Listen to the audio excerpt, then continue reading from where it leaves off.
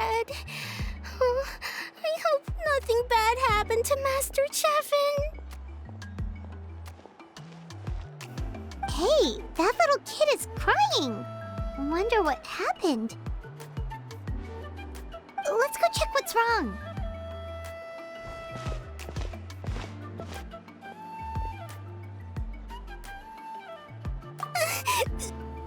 Master Chevin, she went to gather volcanic crystals, but she's still not back yet.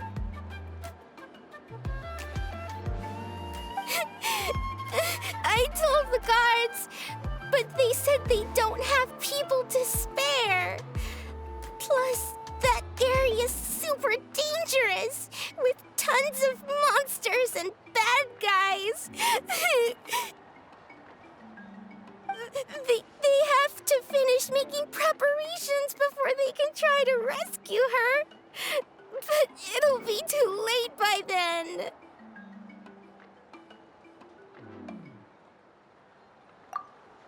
So, you'll help? Great! I'll just make a quick sketch to show you where the guards went earlier.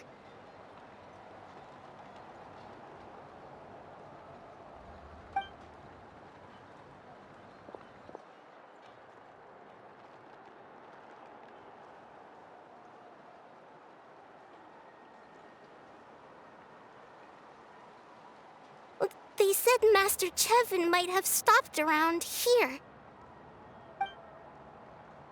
She might have been forced to go near the Umbral Needle. If that's the case, then... Please, you have to save her!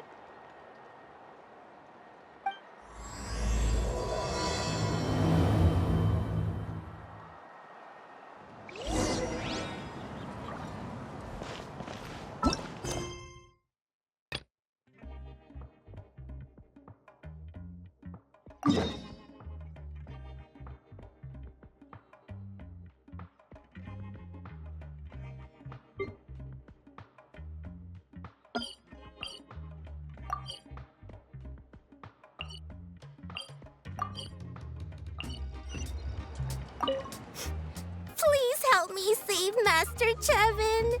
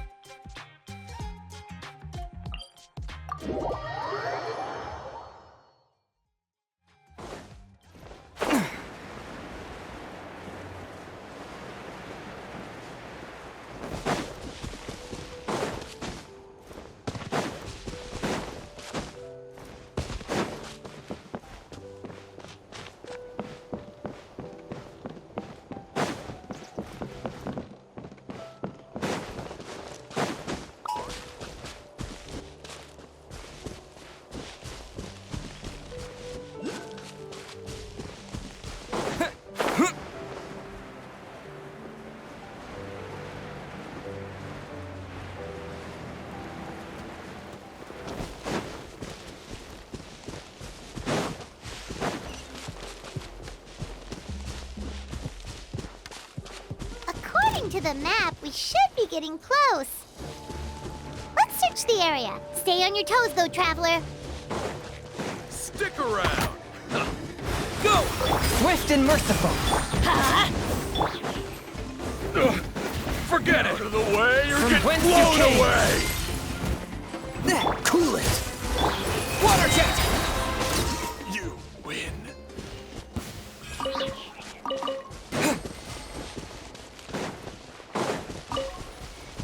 Get away from me! Look, over there! That Master Chevin? But how spiritually? Attack! I wasn't done here. Where did you come from? So strong!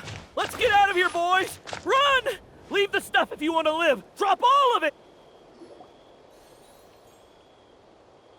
Well, they didn't put up much of a fight.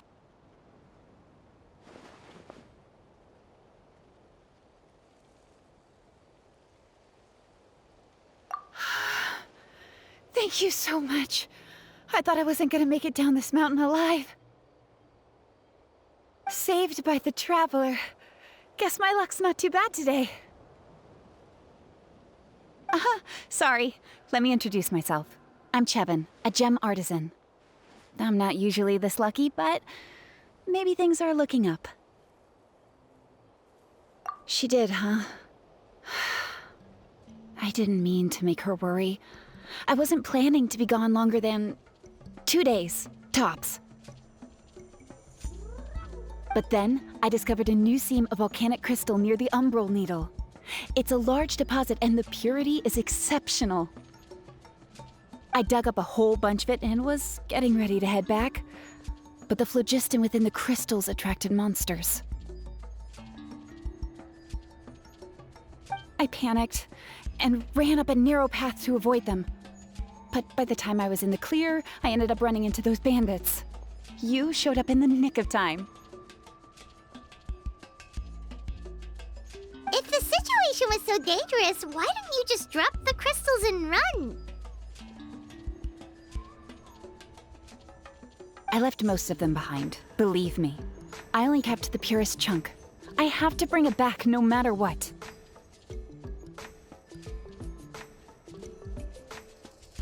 For Tlasoli, and poor little Nachka. Ah, right, you wouldn't know. Tlasoli is a former ancient name artisan, and Nachka is her daughter.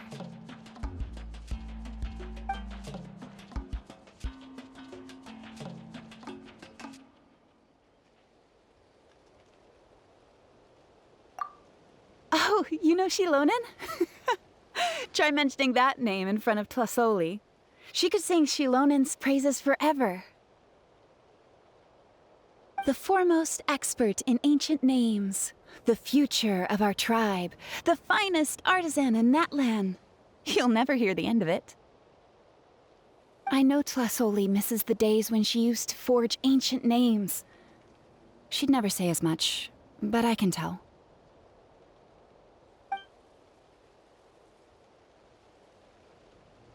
Because of her daughter. Poor Nachka contracted an awful illness, and Tlasoli put everything aside to take care of her. Even as Nachka's illness grew worse, Tlasoli never gave up. Like a torch in the night, she was determined to burn bright, even as darkness encroached from all directions. Still, all's well that ends well. Thanks to the doctor's medicine and the Great Spirit's protection, Nachka's flame was rekindled. Her condition has been slowly improving ever since. She's still weak, of course, and has to recuperate at home. But she's well enough to write letters already. She often writes to Xilonen, apparently. Her dream is to become an ancient names forger, just like her mother. Her birthday's in a few days, so Tlasoli asked me to find a pure volcanic crystal to give her as a present.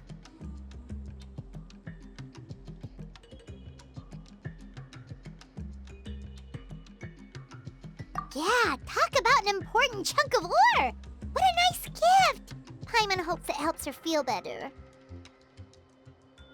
I'm sure she and her mother appreciate your well wishes. All right, let's head back. I'm sure Imish is worried sick. Actually, why don't you come with me to visit Tlasoli tomorrow? It's all thanks to you that I managed to bring back the crystal.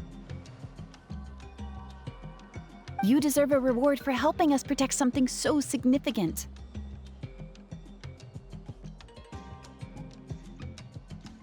That's right! A good mood makes for a quick recovery!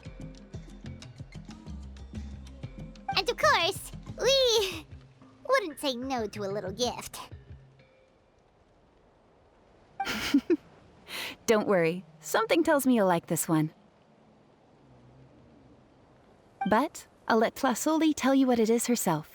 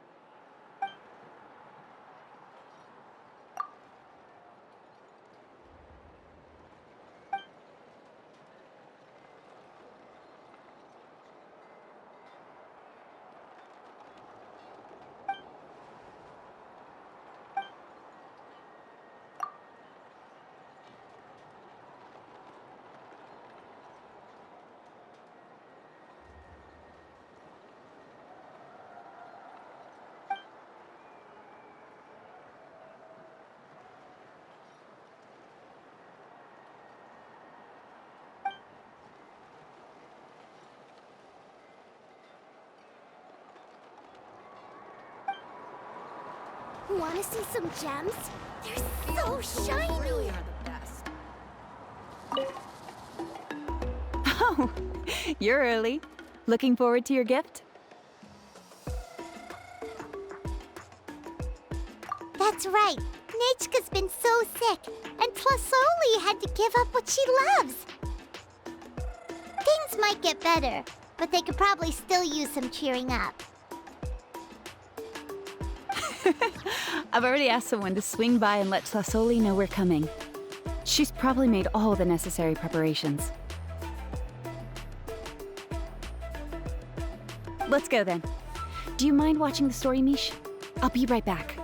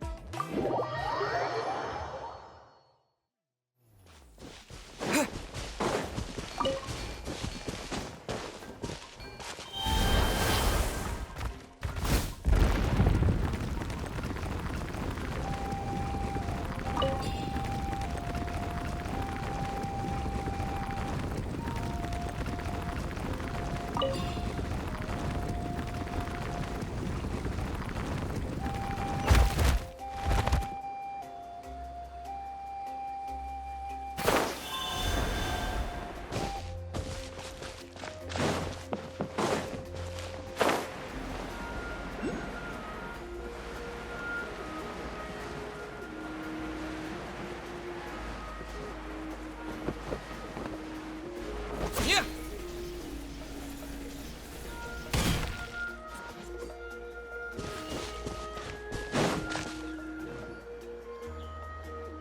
Here we are. Nice house, right? Give me a sec, I'll go knock.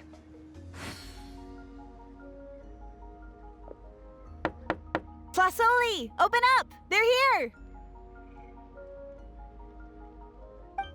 Tlasoli? Are you home? Open the door! That's strange. Huh, the door's locked. But she shouldn't be out at this time of day. Hey, Nechka! Nechka! It's me, Chevin! Open up, please!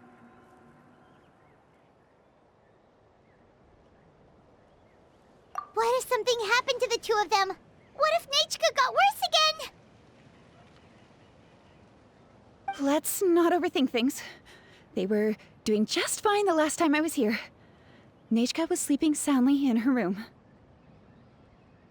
Still, I told Tlasoli we were coming. Maybe she had to take Nechka out to get some medicine.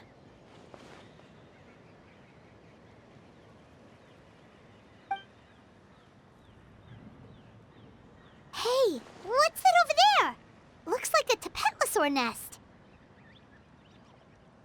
That's right. Tlasoli has a Tepetlisaur companion. If I remember right, its name is Iengu? When she was still in the forging business, she'd often have Iengu help with some digging work. But since Nechka fell ill, she hasn't let it dig much recently. Wait a minute. What the... This place is a mess! Iengu's nowhere to be seen either. Whoa, look at all these broken boxes! Something terrible must have happened. Oh... Alright, I'll just... find a place to hide for now. How is it that every single time Imish tells me not to go someplace dangerous, I end up running into danger? It's like her words have some sort of power over me. Maybe it's the Wyab's doing.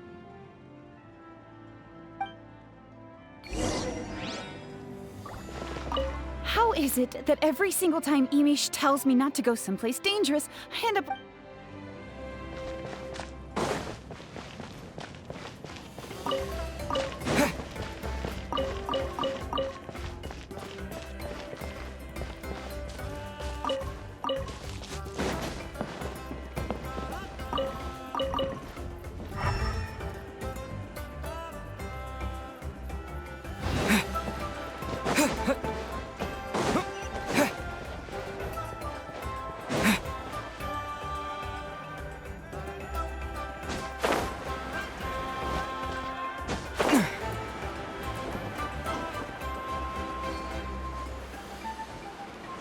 The tracks end at this cliff. Could the Tepetlisaur have climbed up the mountain? Let's head up there and see.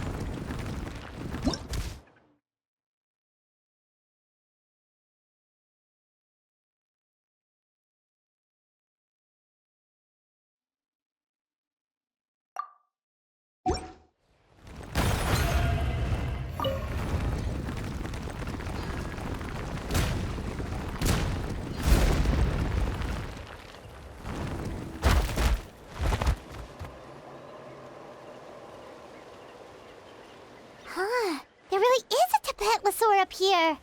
Might not be Tlasoli's companion, though. Paimon still doesn't see any sign of Tlasoli. Hey, Traveler! Paimon!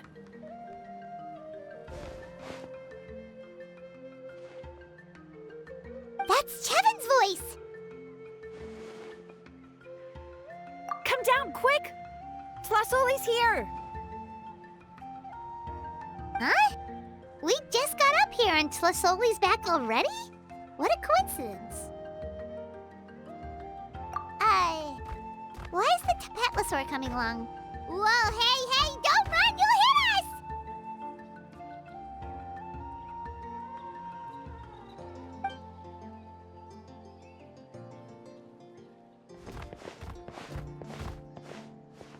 Iengu, come here. Are you being naughty again?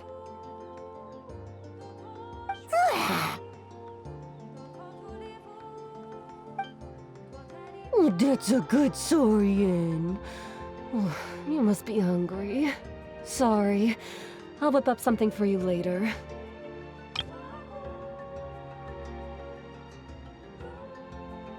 All right, run along and play now. I'll come along in a sec.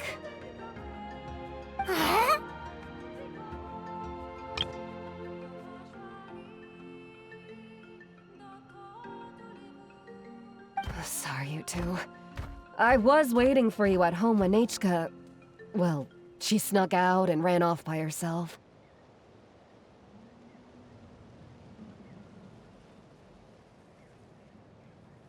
She said she just wanted to pick some flowers for our guests. But she ended up getting lost along the way. Luckily, I managed to find her before long. Yeah, Chevin told us she was just starting to get better. She's still very weak. The shock and the cold winds certainly didn't help, so she ended up with a slight fever. I gave her some medicine and now she's in bed.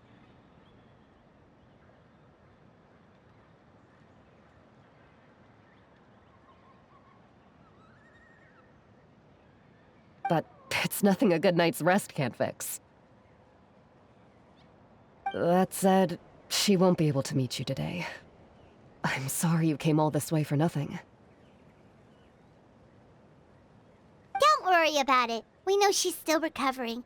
Chevin told us how serious her illness was.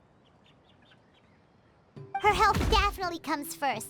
We were just dropping by to check on her.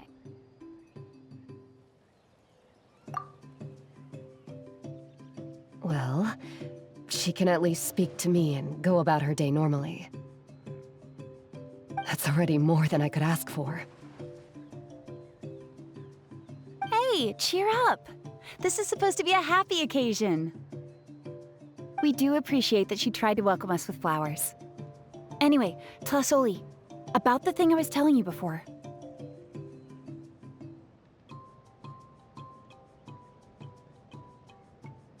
Yeah, what did you get us?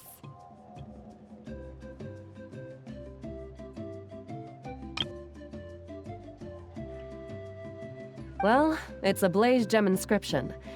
I made it from the purest ore, so it's almost completely resistant to erosion. The techniques used to make it are all rooted in ancient name forging.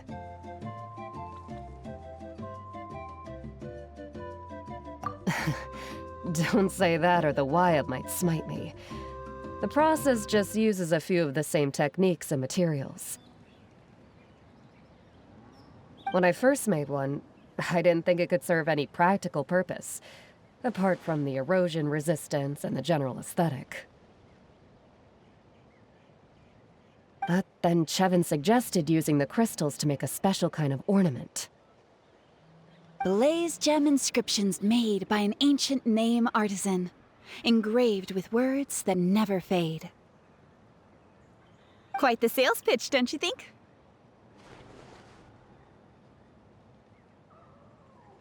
Wow, that description really does make it seem special.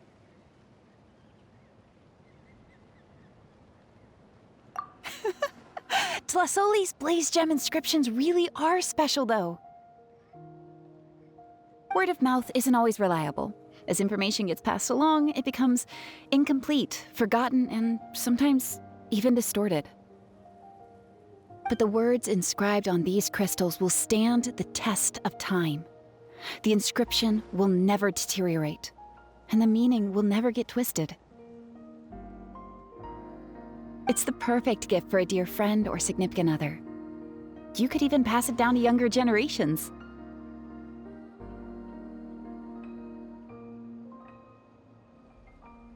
Yeah, let's get one! We can engrave our names onto it.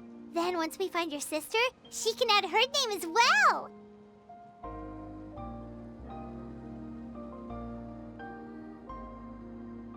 That way, our names will be together forever!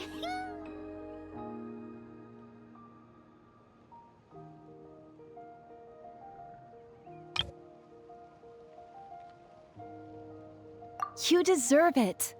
You saved me. And Nechka's birthday present. It's the least I can do to repay you. Chevin, I thought I told you. Don't you start acting shy too, Tlasoli. It's a great gift. I know how much work goes into one of your blaze gem inscriptions. Well then, thank you both. I'll have it ready as soon as possible. Then, I'll have you do the inscription yourself. Nechka should be well by then.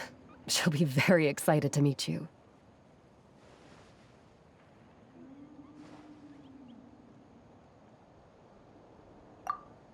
Whoa, let's not get ahead of ourselves. We don't even know how expensive that would be. You sure we have enough travel funds?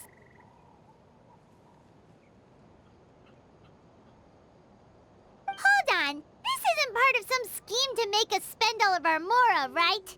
Chevin? You never know. You do look like you have some savings to spare. No, don't listen to that, traveler. You'll end up losing all your mora.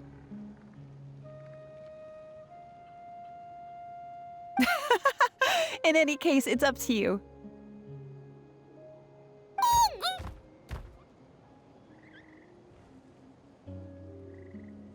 Oh no, it's the Tapatlosaur again! Quick, someone stop it! Paimon doesn't want to get run over again!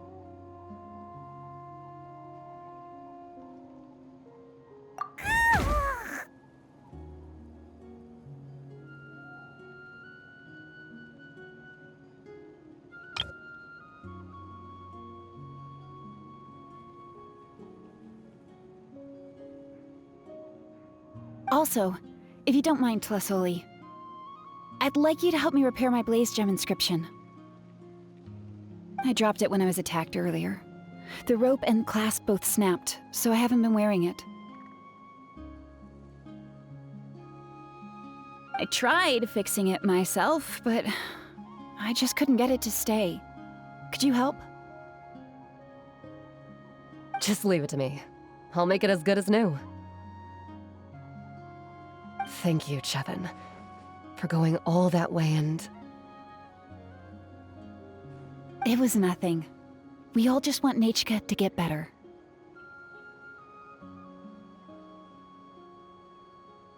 You're right.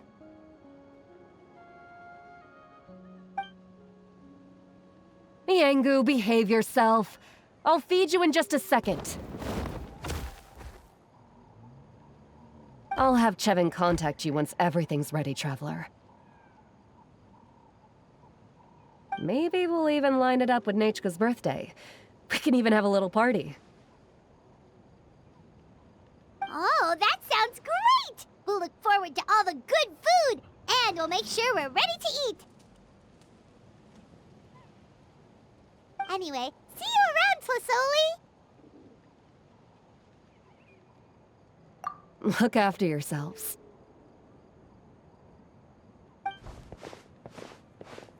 Nachka is going to be so happy to meet you.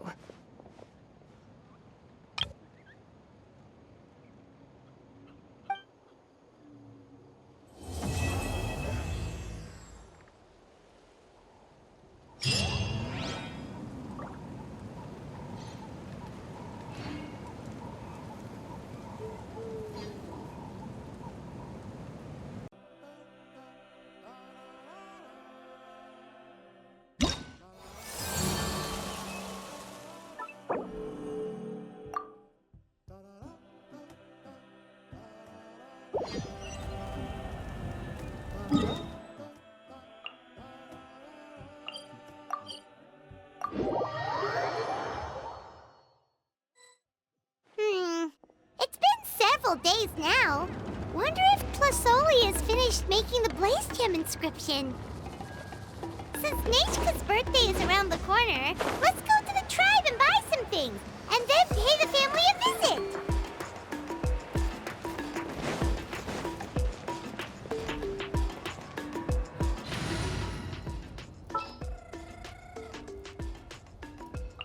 Is it time to go?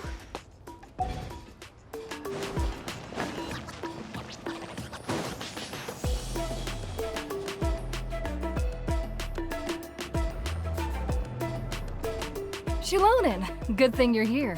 I'm wondering if I can... Oh, the shelf on the left, second row down, first X on the right. That one's yours. And the garden hoe belongs to Iknal, and the hammer is Pakal's, so make sure you take the one that's yours. I haven't even said why I'm here. But looks like you're about to head out for a break. Yes, but I am going to take it right here. The temperature is just perfect today. Really? But doesn't it feel a lot hotter than usual? I really don't want to stay out in this heat. Exactly. In hot weather like this, customers don't tend to stick around and talk when they're coming to place orders or pick up the goods. I see. Oh, here comes another customer. I'll just leave you to it then, and pick up my axe. Sure, sounds good to me. Hey, Xilonen!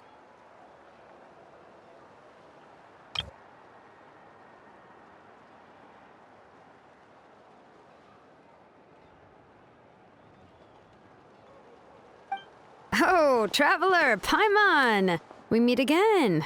Oh, you two seem to be in good spirits. How's your Pilgrim's Chronicle been? Run into any issues? Oh, good. It was also my first time receiving a Pilgrim's Chronicle, even though I've already turned it over to you. There are still a lot of things that could go wrong, so I wasn't sure if there'd be any issues. Huh? So, what are the chances that something might still go wrong? Well, less than the chances of Mualani accidentally falling off a spirit way, I'd say. Oh, well, that definitely would never happen.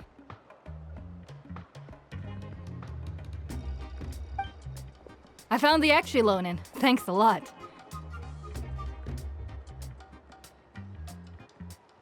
By the way, Nichka's birthday's coming up real soon. Are you planning to visit her? I've prepared a gift, and was just getting ready to take it to her. You're not planning on giving the kid a full set of pliers again, are you? Or, let me guess, woodworking tools?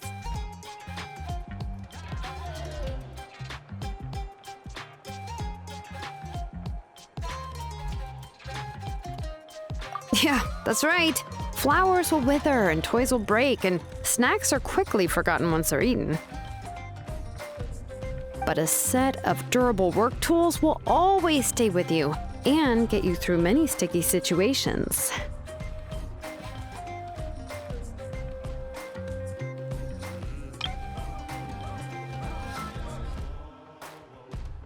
Well, still, I won't be giving Nichka any tools this year.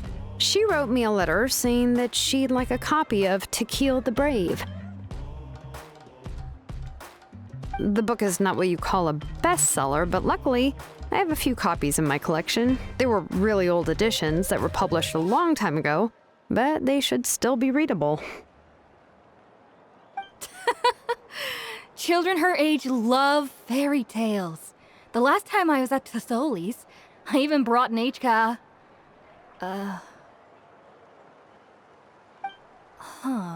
Wait. What did I bring her again? It must have been her favorite thing, but, why can't I remember it anymore?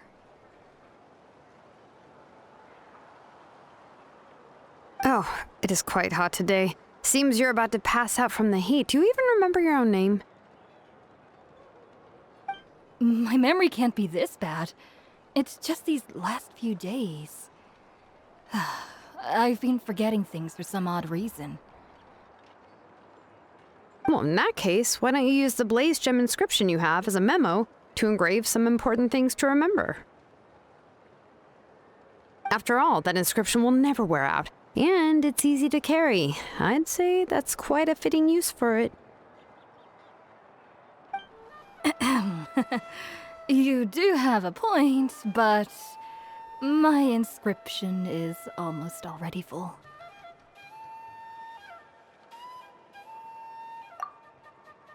No. I engraved some wishes on my blaze gem inscription. You know, just some dreams that I have for the future and things I'd like to accomplish one day. Even though Tassoli has said that from an aesthetic point of view, it would be best for people to keep their inscription short, this blaze gem inscription was still made by a name engraver, the forger of ancient names themselves. everyone thinks that the inscription she made might have some wondrous powers. So, many people who bought Blaze Gem inscriptions engraved their wishes and dreams on them in hopes that they would come true. Sounds kinda like a wish granter.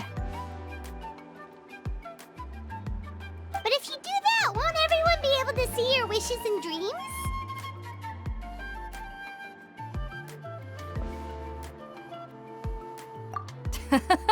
Don't worry. We usually ask Citlali to add the inscriptions for us. She has a unique method of engraving. With her method, the light must be at a certain angle in order to see the text. Without the right angle of lighting, the Blaze Gem inscription will just look like a pretty stone. That's true. In the end, a Blaze Gem inscription is essentially just a piece of rock. It doesn't have the power to grant people's wishes. Making wishes to it is like shouting into an echoing valley. The only one who will answer is yourself. But using it as a journal for your wishes is also fine. Carrying them with you and taking a look from time to time can be a good source of encouragement. Well, as long as you don't suddenly change your mind and want to take your wishes back, that is. These things are extremely durable. It would take a lot of effort to change the words. And I don't think anyone would willingly part with it either. They're not cheap and very hard to get. If you ever lost it, you'd just be filled with regret. Still, it's really strange. Given Auntie's skill, how could it take so long for her to make one? Oh, well, I hope someone didn't give her an idea of making fewer and selling for more.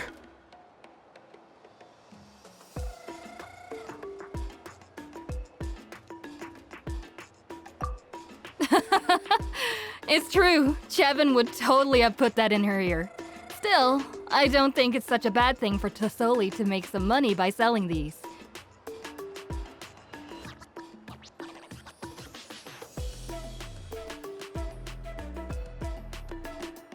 At least she and little Nachka are better off now, and won't have to worry about the cost of treating her illness anymore.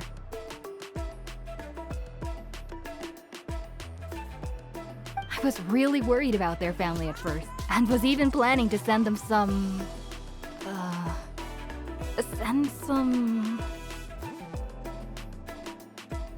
Huh? What was I planning to send to Nachka again? This memory of mine.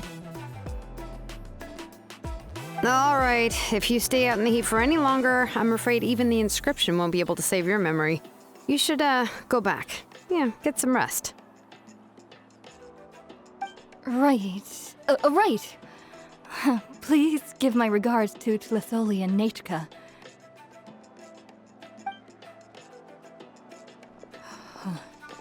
What's going on? Maybe I should go talk to Ernly to get some medicine. So you'll be going to Nachka's birthday party too, Xilonen? Oh, perfect! Then let's go together! Oh, yeah, sure, but I didn't expect you to know Citlali too. She hasn't been coming to the tribe much lately, so how did you get a chance to talk with her?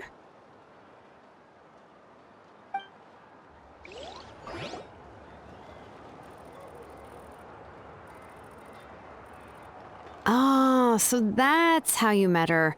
She even wants to use volcanic crystal as a forging material. Guess she's really pulling out all the stops for her daughter.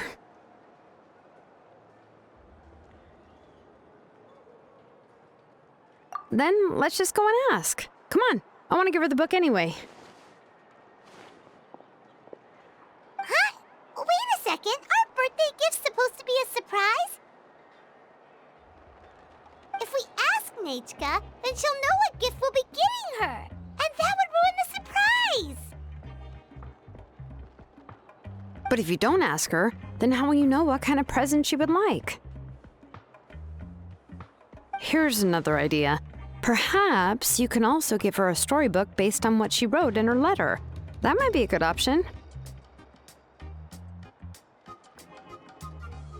But shouldn't we give it a little more thought? If we all give her books, it might seem like we didn't put much effort into it. Xilonen, have you really never asked her what she would like the most? There must be something else she'd like besides books. Unfortunately, no. Nachka's illness has kept flaring up over the past few years.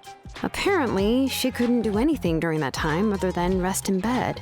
She didn't even have the strength to talk to anyone. It wasn't until recently that she started to recover from her illness and regained strength to write letters to others. Anyway, there's no need to overthink it. Worst case scenario, I can split the book into 2 volumes and we can each give her one.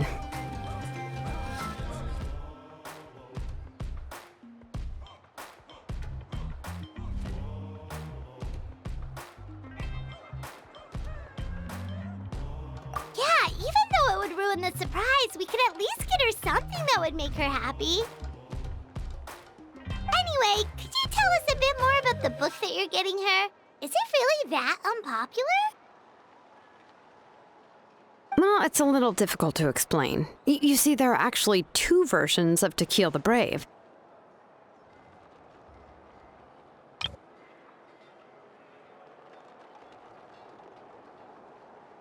The premise of the book is pretty straightforward. It's basically about a set of twin brothers working to defeat a demon lord. But after defeating the demon lord, the older brother, To Kill, discovers that the king's spirit has possessed his younger brother, Remok. In the ending of the original story, the older brother kills his younger brother to defeat the demon lord, before jumping into a volcano.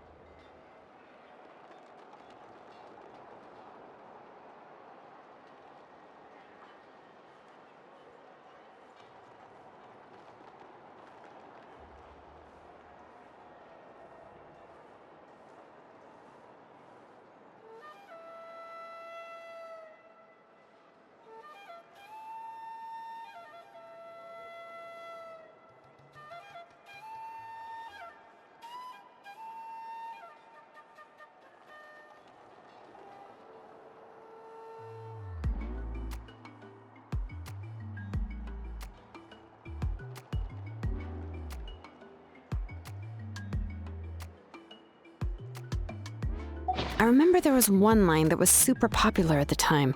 If I still remember right, after being possessed by the goddess Coatlicue, Rimac said, "I do not wish to see your blood be reduced to ash, but I have seen the light of your heart and spirit. Remember my name, brother. As long as you remember me, I will never have left." The other version was released only recently. The author heard a suggestion from someone and suddenly decided to try and make a stake in the fairy tale market, so the story was revised. In the revised version, the brothers killed the demon lord together and both survived. According to the author, this gave the story a happy ever after kind of ending.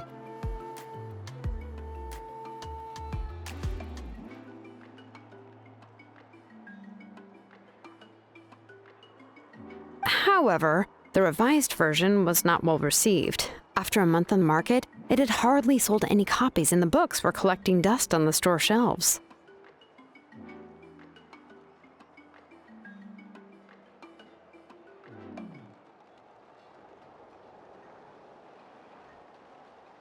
The store owners desperately tried to get rid of the book and have resorted to all sorts of promotions and discounts to sell it.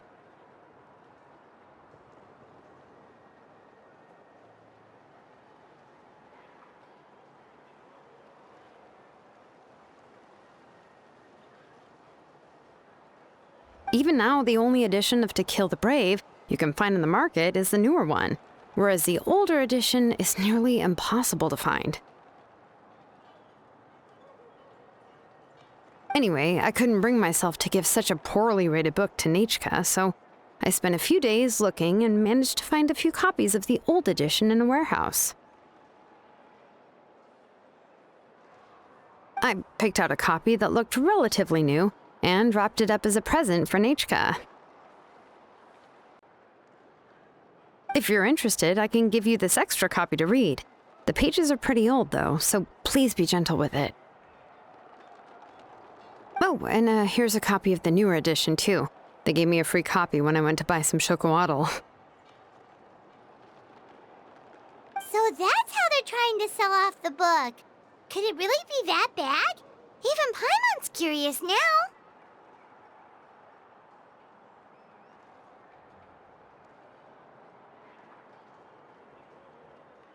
Okay, but you'll have to carry Paimon for a while. Once Paimon's done reading it herself, she'll read it out for you.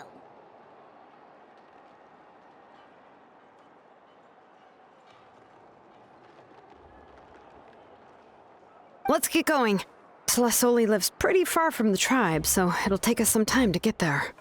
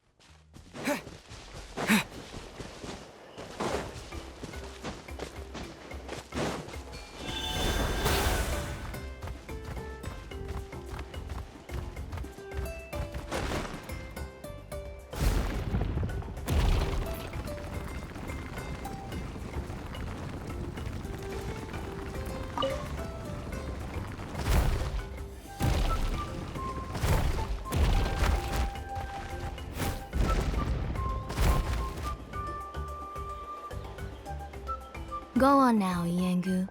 Nechka is still resting. Hey, Citlali, we're here!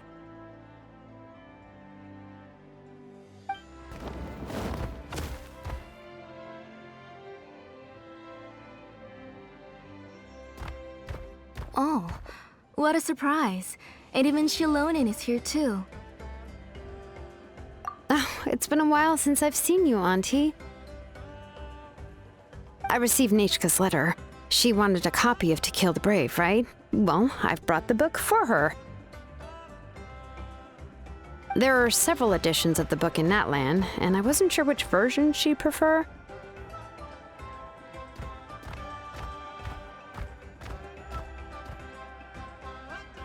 I asked a messenger from the Scions of the Canopy.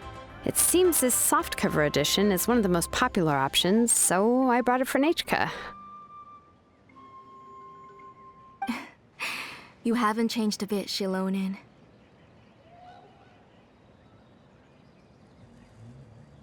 Let's go inside. I was just boiling some chocolatl, so you can all try some.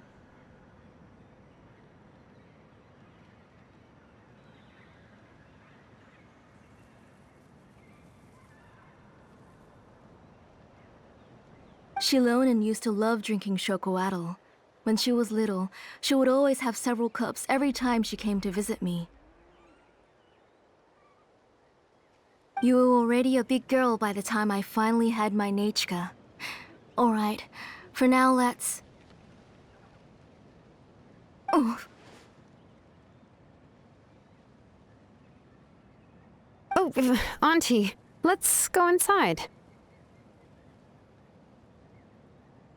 Traveler, please help me get her into the house.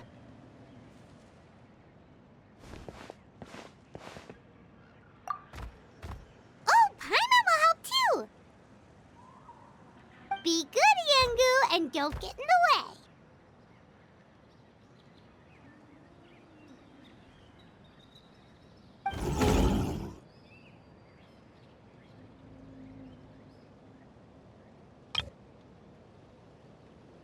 All right, let's get indoors. Watch your step, Auntie.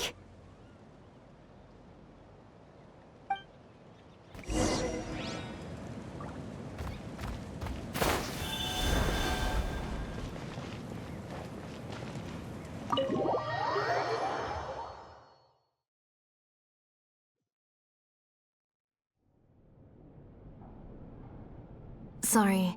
Nachka's illness has been flaring up recently, so I was up for a few nights. I suddenly started to feel dizzy in the sun. I hope I didn't scare you.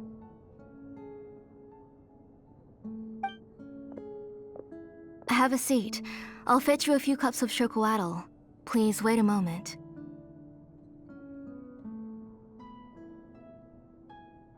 Oh, I've already brought them over. This cup's for you, Auntie. And these are for you, too. Chocolatl? What does it taste like? Paimon's heard that it can be pretty bitter. Traveler, could you give it a try first? Oh, don't worry. Auntie always adds a lot of sugar. It won't be bitter.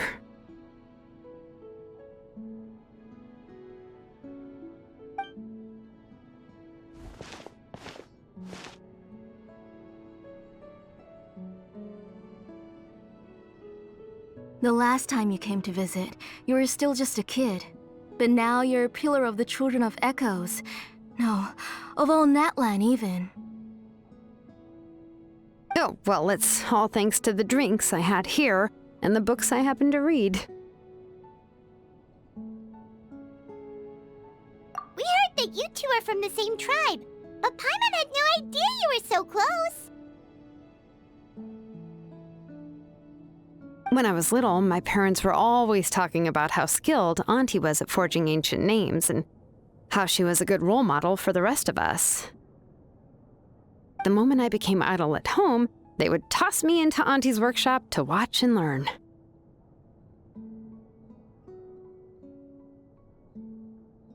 Then I would have your parents go back, boil you a pot of chocolatl, and let you play in the house. Yeah, and then I would drink and listen to you banging away with your tools in the workshop. But eventually, she moved out of the tribe to find some more space, and I didn't have the chance to visit again after that. But why did you seem so familiar with the place when you went to the kitchen for the drinks just now? Because the layout of this place is identical to her old house.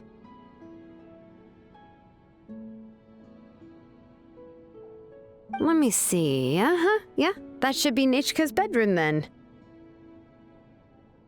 That's right. I remember you used to hunker down in the room to read and draw. But you're all grown up now. Even if you wanted to live here, I'm afraid you've already outgrown Nechka's bed.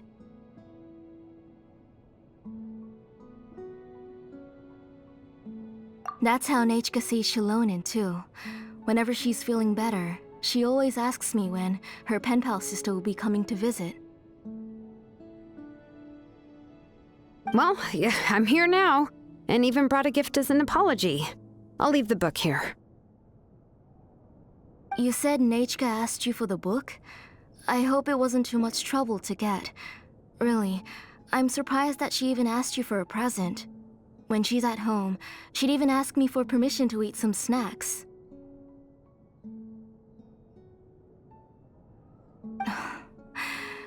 Maybe I've been too strict with her.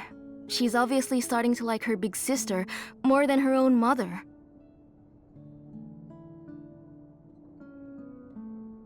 Oh, really? Well, I'd say I really haven't done enough to deserve the title of Big Sister.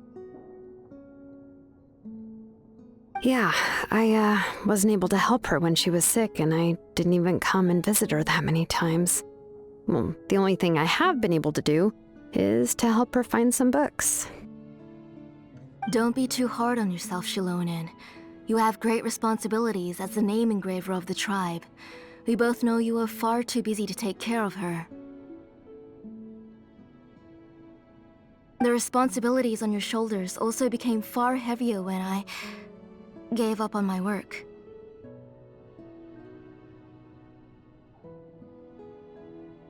You just had more important things to tend to, Auntie.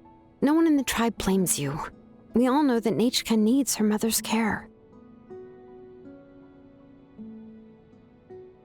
But that doesn't change the fact that I gave up on my work. And even now, I still have not found the courage to pick up my hammer again. I'm sorry to leave you to shoulder all the responsibilities alone, Xilonen.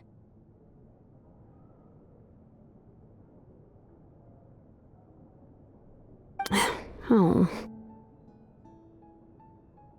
Ooh, why so somber all of a sudden? Don't be so sad, everyone! Hasn't Nechka gotten better lately?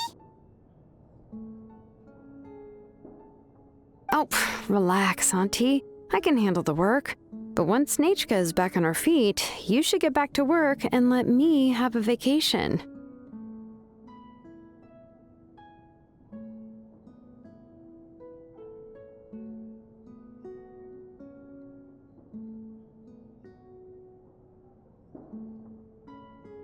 You'll be the one who's busy then, and I'll be sitting at the side drinking chocolatl and cheering you on.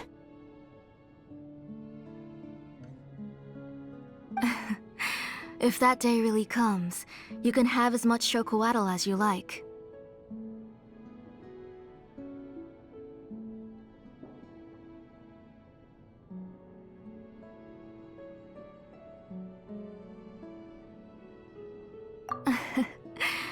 If you asked me before, I wouldn't have even been able to talk about it. But now that she's gradually recovering, I've also gained some courage to face what happened back then. Nechka's illness actually originates from the Abyss.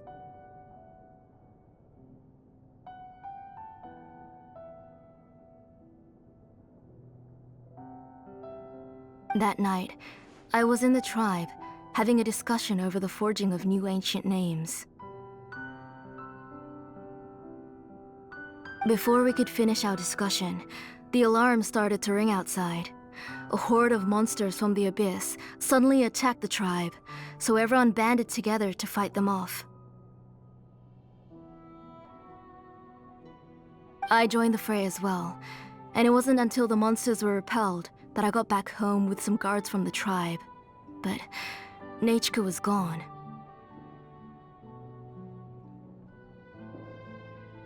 I can't remember how long I spent searching for her. Maybe for 2 or 3 days. In the end, we found Nechka at the bottom of a short cliff.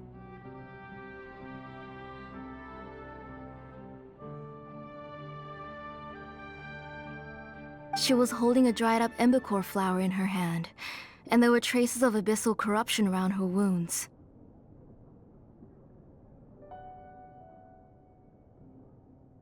I know. It was all my fault. Before the incident, Nachka had asked if I could forge an ancient name for her.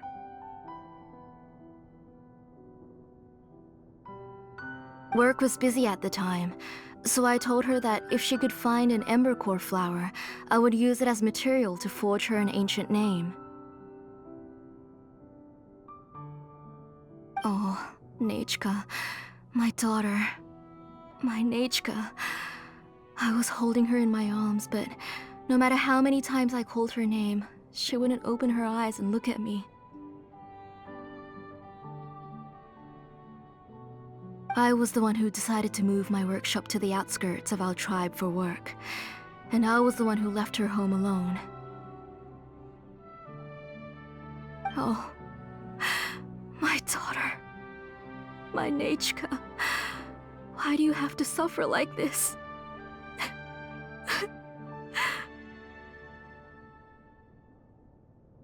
Whoa, hey! It's okay, right? Nachka's getting better.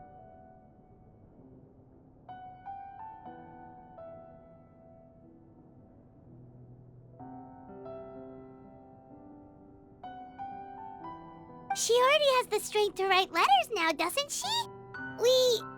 Well, Xilonen has even brought her a gift.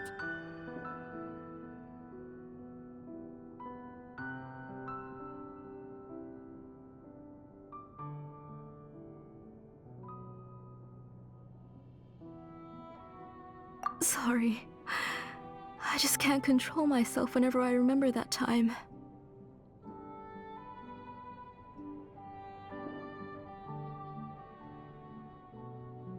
Phew. Alright. It's not every day that we get guests. I really shouldn't be crying like this.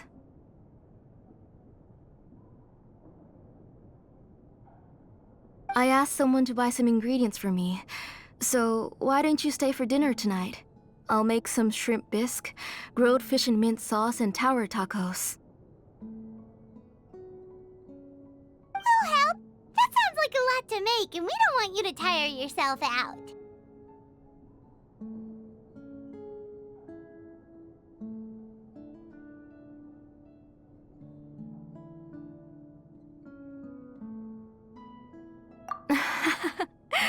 Thank you both, but don't worry. It's just a few dishes. I'll be fine.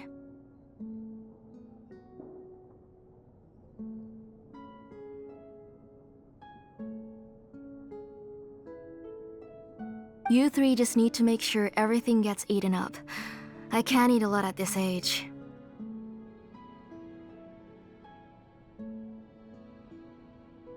Oh, we haven't had anything to eat yet, so don't worry. We'll make sure there are no leftovers.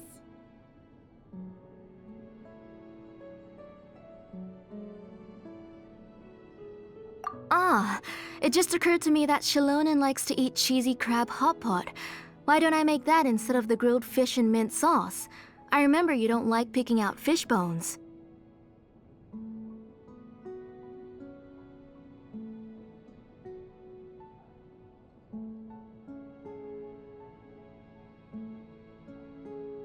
Both are fine with me. I've learned to just chew up the fish bones now.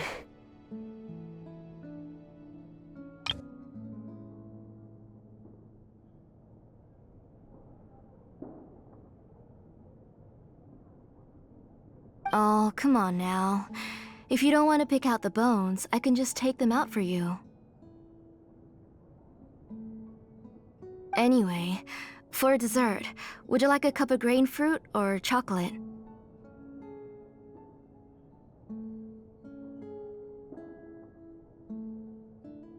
Cup of grain fruit! How about a cup of green fruit mixed with chocolate? Okay, got it. I'll go start cooking, but could you do me a favor in the meantime? I ordered a bunch of ingredients, and they should be here any minute now. Would you go check by the door and see if they were already here? If so, Please bring them in. Come on, Xilonen. Stop lying around. You shouldn't nap before dinner. It'll ruin your appetite.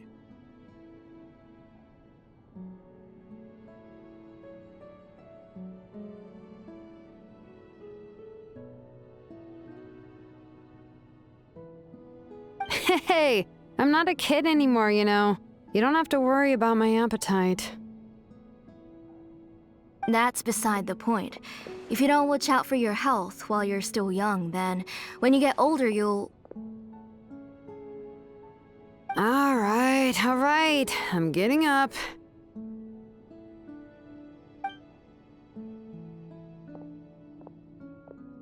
We'll go check on the ingredients with Xilonen. It isn't far, so it shouldn't take us long.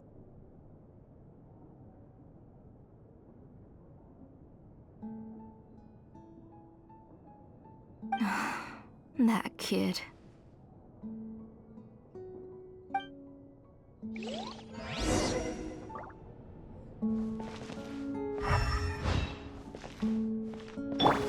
Hold that pose!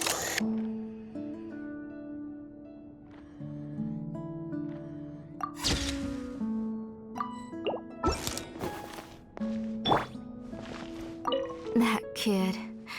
She's just like Nachka.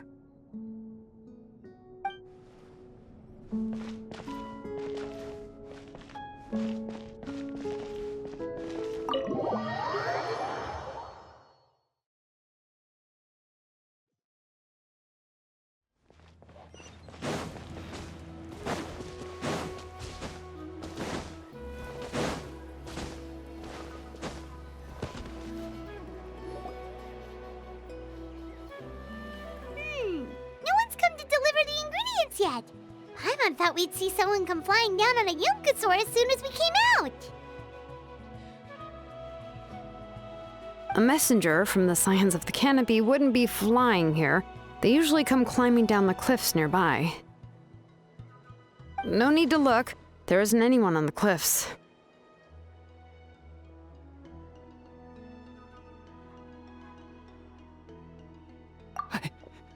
I just saw a ghost.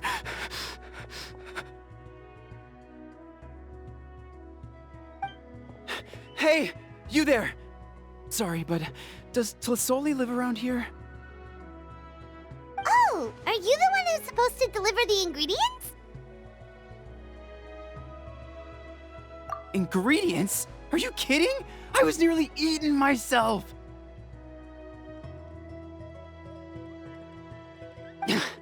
Never mind that now. Those monsters are still hot on my heels. Please, you've got to help me! Xilonen, where'd she go?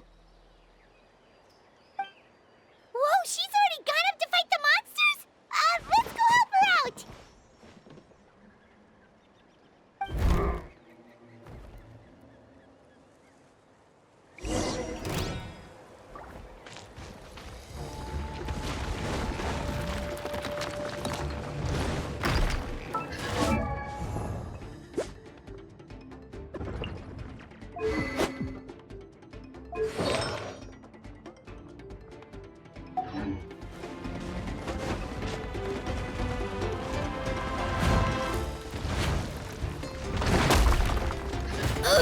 How annoying!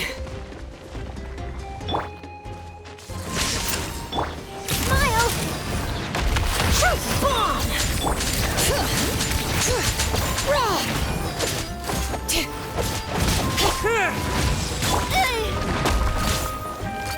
Hey there! Hey there! Say cheese! Breaking news! Letting brave names echo! Bring it! Watch out! All right, that should be it for the monsters. Yeah, it was easier than I thought. Oh, it also seems we're in good luck. The goods weren't damaged either. Strange, we didn't see any monsters on the way here.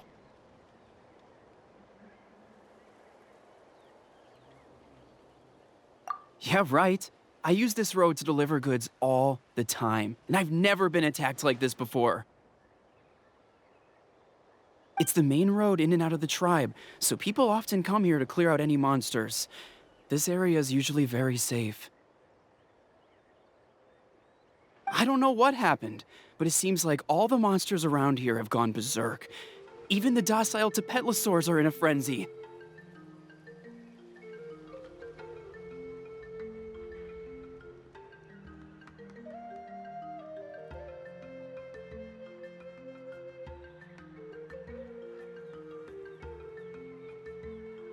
Tlisoli doesn't even forge ancient names anymore, so why can't she just move back to the tribe? If she comes back, Nachka will even be able to find some playmates. She's so young and hasn't even...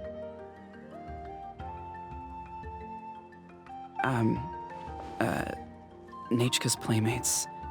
No, wait, I feel like my kids have played with her before. They've even told me about Nachka's favorite game. If I remember right, it was...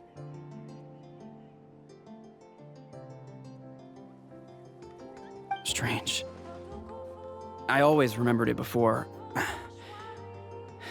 How could I forget all of a sudden? Look at that! He has a Blaze Gem inscription too!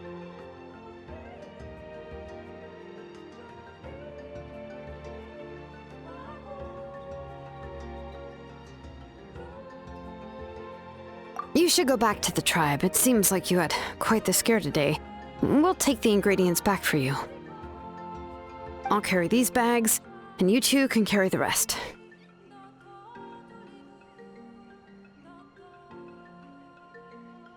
Huh? Oh, sure. Paimon can take care of these grapefruit that fell out of the bag. If you say so. Thank you so much. I guess today's just a really bad day for me to go outside.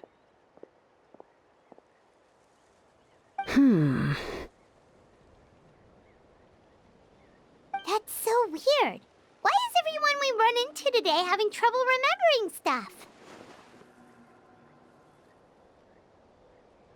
Paimon's not sure how to say it, but she's got a strange feeling about this. Like it's all somehow related.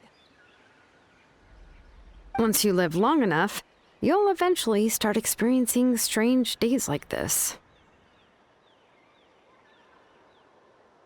Let's bring the ingredients back. Otherwise, we won't have anything to eat tonight.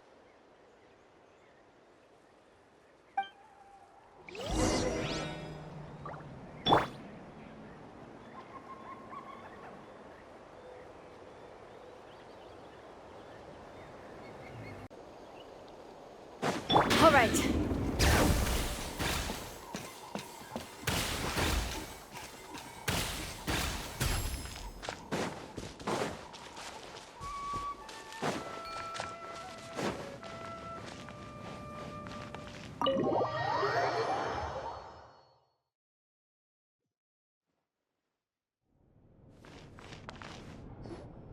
Ah, you're finally back. What took you so long? I was starting to worry. Oh yeah, we ran into some small problems, but everything's fine now. All right. As long as everything's okay now. You all have a seat. I'll get the food ready. It won't take long.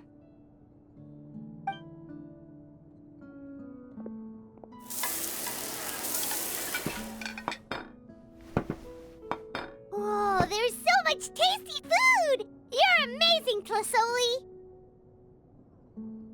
They were all pretty simple dishes to make. Don't be shy. Dig in, everyone.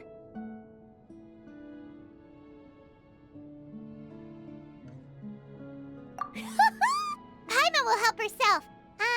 Paimon will have some of this, and this. Oh, and this!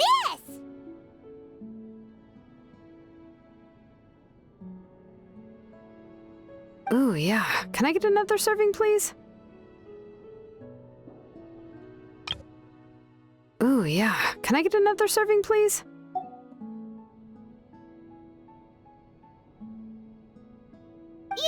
You're done already? Do you even chew when you're eating? Of course! didn't I say that I chew up the fish bones? I'll have just one more fish and leave the rest for Nechka. It's okay. Just go ahead and eat all you'd like. Nechka can't eat these dishes anyway.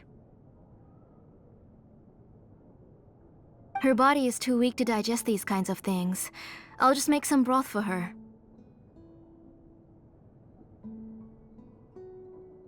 Oh no, but Paimon thought she'd already recovered from her illness.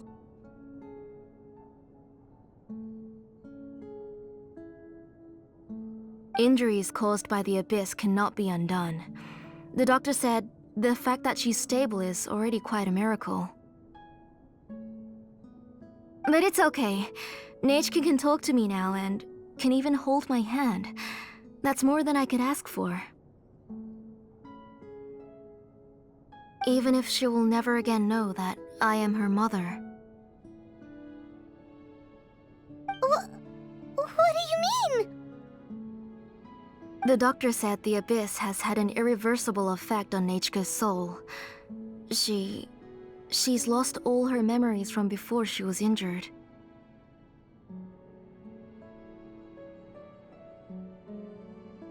The doctor also said this sort of memory loss isn't like simply forgetting something. Rather, she can no longer remember anything from before that fateful day. Huh? But how does that happen? You know about the woven scrolls that the Masters of the Nightwind use to record things, right? Well, generally speaking, forgetting things is like when the woven scrolls would gradually start to fade. As long as you repaint and weave the threads again, the faded memories will come back to life. But the case of Nechka's memory loss is as if her woven scroll had been cut in two, and the portion of the past was burnt to ashes. The books she loved to read, the flowers she took joy to grow, and the time she spent in this house were all cut off by the Abyss, and can never be retrieved again.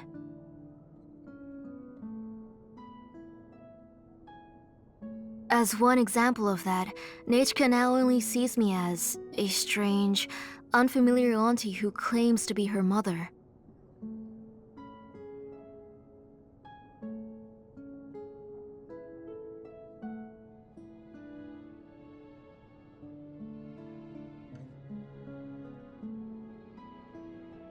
She's a good kid, and doesn't want to upset this lady who's been taking care of her so much, so she still calls me Mom.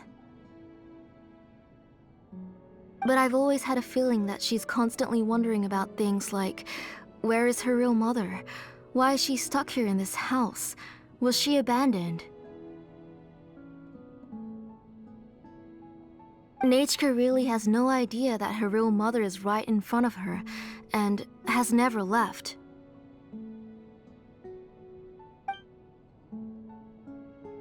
So you plan on recreating Nechka's woven scroll all by yourself?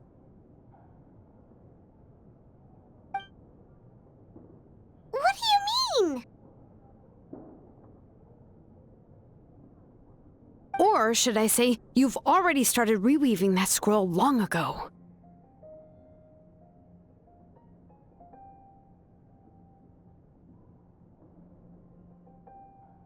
The delivery guys. I saw it hanging from his waist, so I asked to borrow it from him.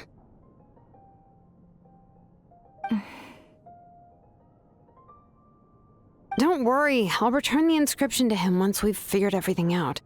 These things aren't cheap, after all. When did you know? Yeah, I noticed it back when Blaze Gem inscriptions suddenly became popular among the tribe. It was then that I also noticed that everyone wearing Blaze Gem inscriptions had varying degrees of memory loss. Traveler, you've picked up on it too, haven't you?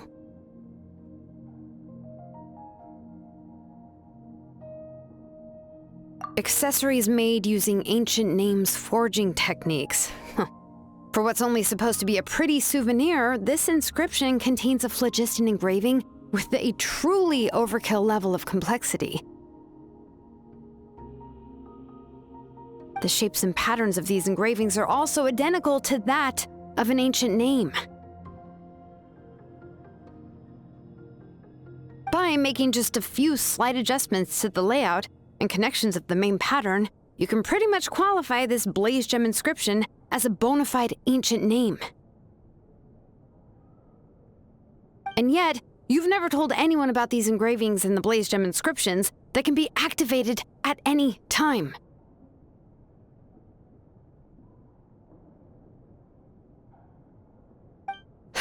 Am I right, Auntie? I knew you were a sharp one, Xilonen. That's right. I have a way to cure Nechka and restore all her memories. It's actually quite simple. I want to forge an ancient name for Nechka that contains all of her past memories.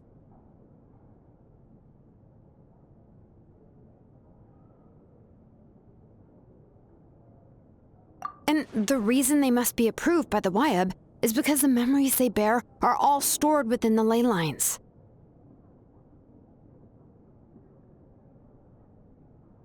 Extracting those memories from the ley lines requires the Wyab's assistance.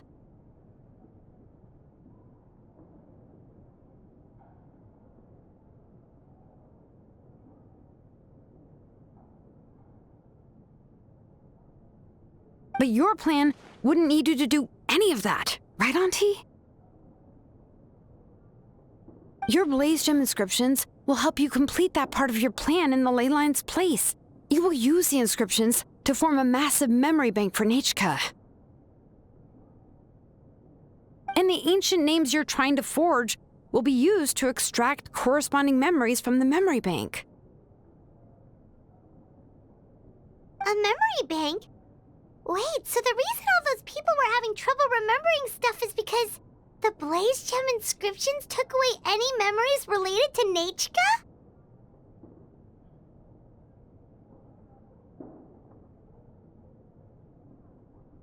Using other people's memories of Nechka to reconstruct her past?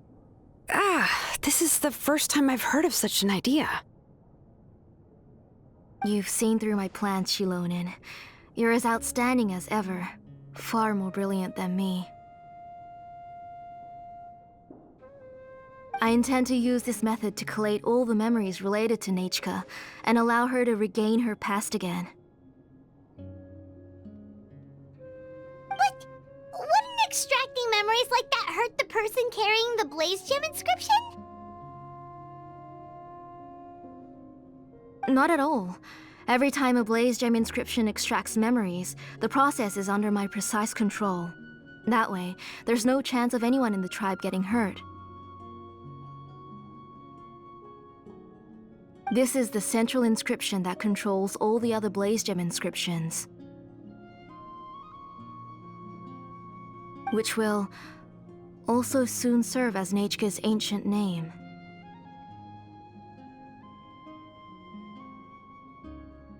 You made all of this yourself, Tlasoli?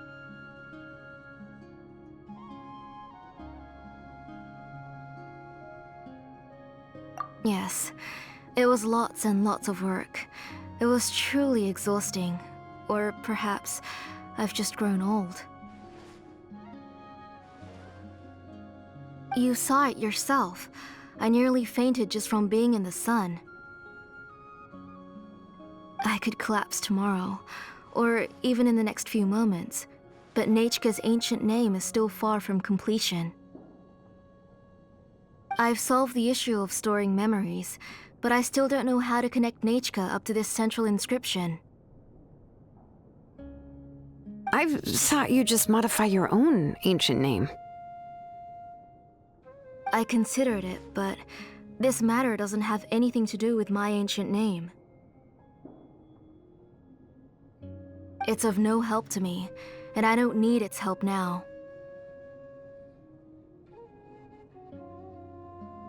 You know the price to pay for making something like this.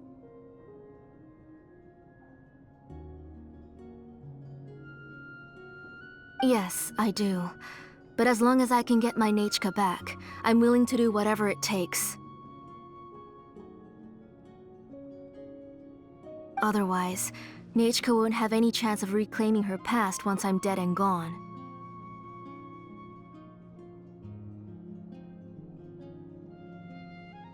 She won't remember me, and she won't even remember why her name is Nechka.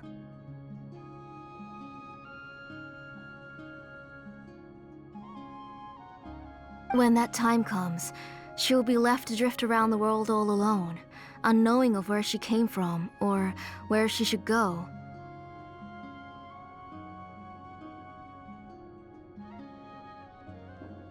She is my daughter, the one to whom I gave the Nechka name.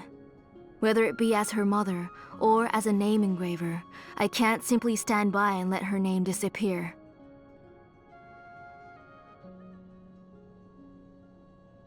Xilonen!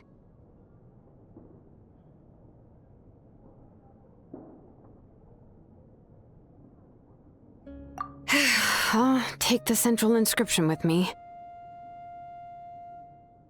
I'm going to completely disassemble it to confirm its components and uses, and I won't make any promises until I've checked everything.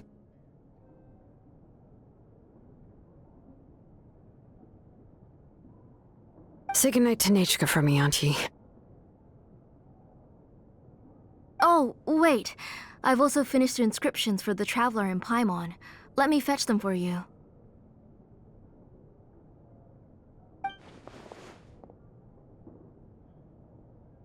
I'm sorry it took me so long to finish them.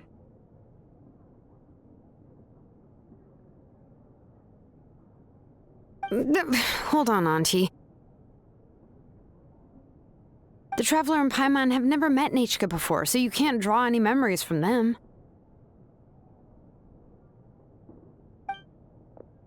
That wasn't my intention. They're just ordinary gifts. Please, take them.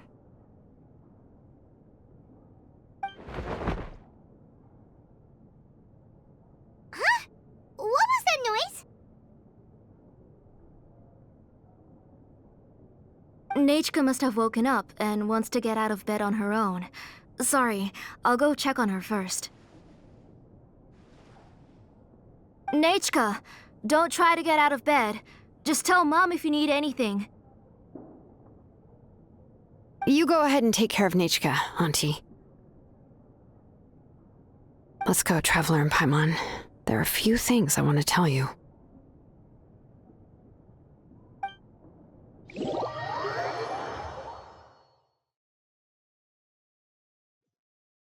Let's head back to the tribe first. There are some things I need to get from my workshop. Disassembling the central inscription? It's not going to be easy.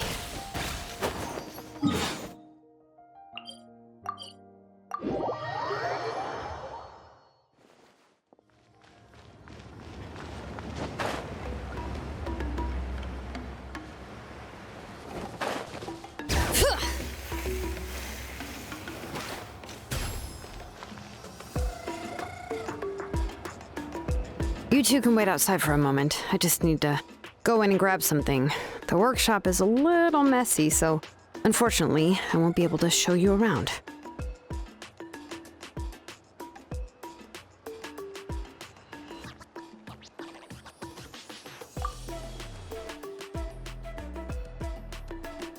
Oh, yeah, that's not really what I mean. It's not the mess that's really the problem.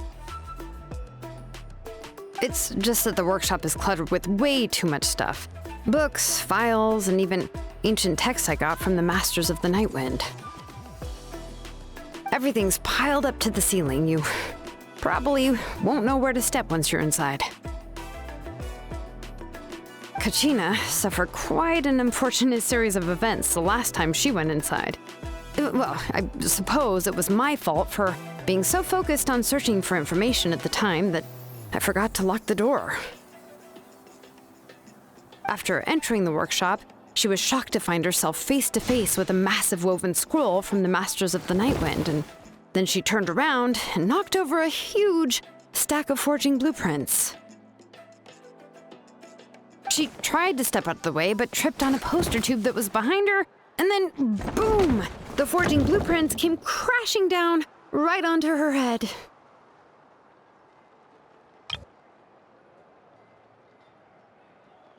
Oh no!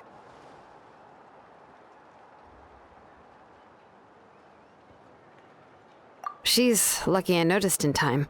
I found Kachina in a daze and managed to save her before an entire set of the history of the Children of Echoes was about to bury her. I then dragged her up to the second floor. Ever since then, Kachina always waits outside the door and doesn't dare take a step in whenever she comes to see me.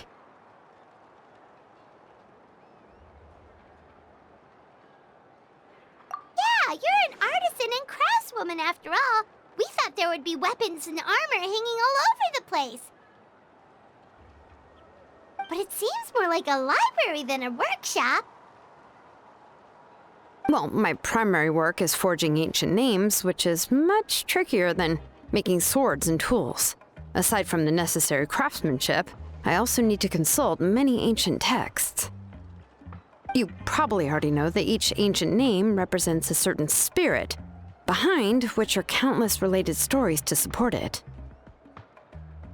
In other words, the essence of an ancient name is the physical manifestation of a certain spiritual will. And as a name engraver, when I'm working on a new ancient name, I'm not only trying to give it a physical shape, but more importantly, I'm also trying to understand the spirit contained within the name. And to do that, I have to collect as many related stories as possible and read through them all.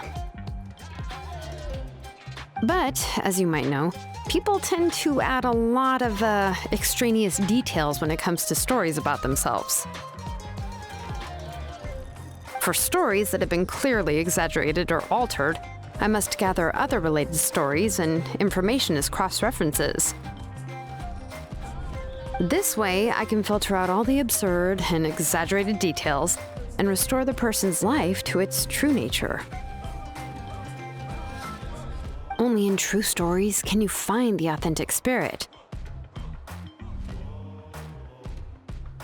And this is the only way for the spirit to become an ancient name that matches its essence. We've heard about the concept behind ancient names before, but after hearing you explain the details, Paimon can't help but think that ancient names are really powerful. Well, no matter how powerful ancient names could be, they would never be able to suddenly turn into a blade or allow you to smash through an entire cliff in one punch. It's just a form of spiritual power that's passed down from generation to generation. It doesn't have those kinds of physically tangible effects.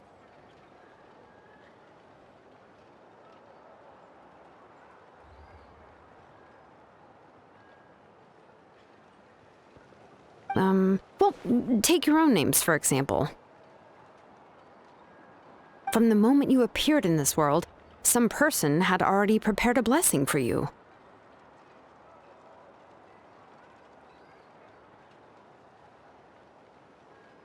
And that person then condensed this blessing into your name and gave it to you as a gift.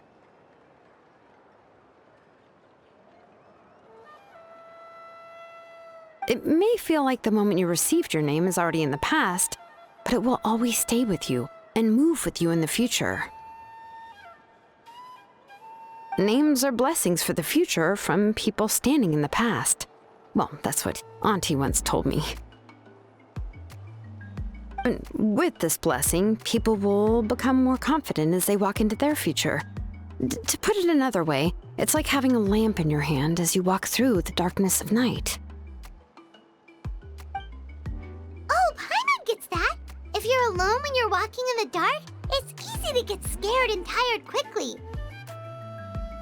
But if someone else is walking with you, then it won't be nearly as scary. And, well, you might still get tired, but it'll still be a whole lot better than walking alone. The Traveler always has Paimon by his side, though, so he'll never have to worry about that.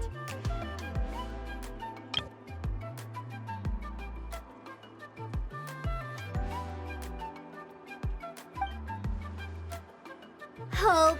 I'm sure many wish they could be in your shoes, Traveler.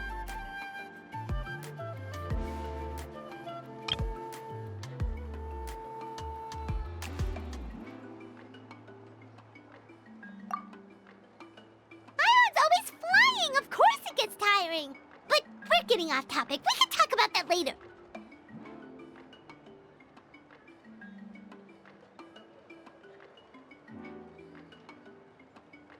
Anyway, this is what Plisoli told me when I was training as a name engraver. And to be honest, I've only understood 20% of what she said at most. I've never been able to figure out the rest. But doesn't that mean you basically don't get it?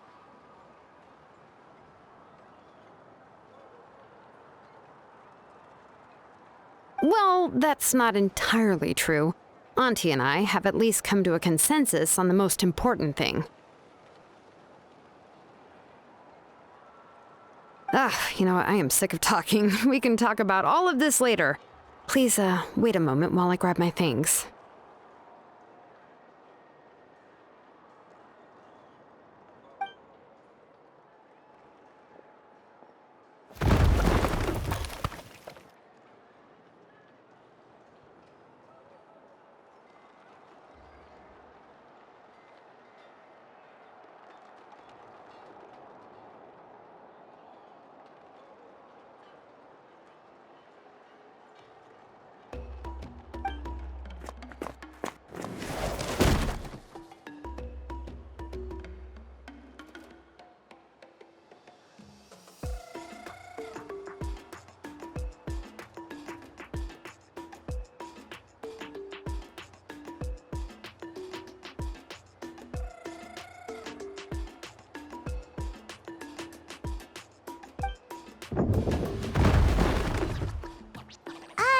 Did you hear a whole section of something collapse in there just now?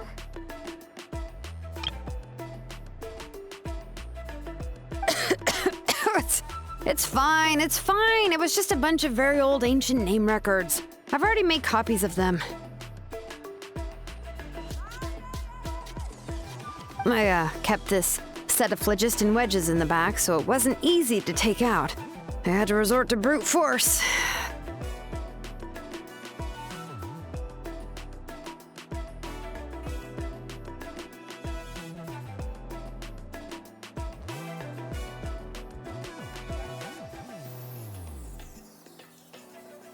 Come on, let's go disassemble the central inscription. It shouldn't take long.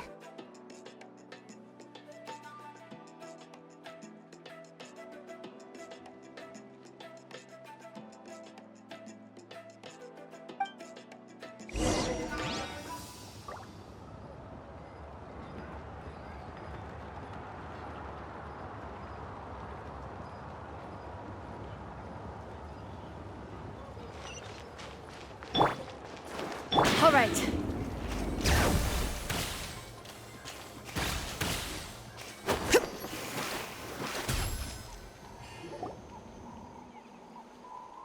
Here we are.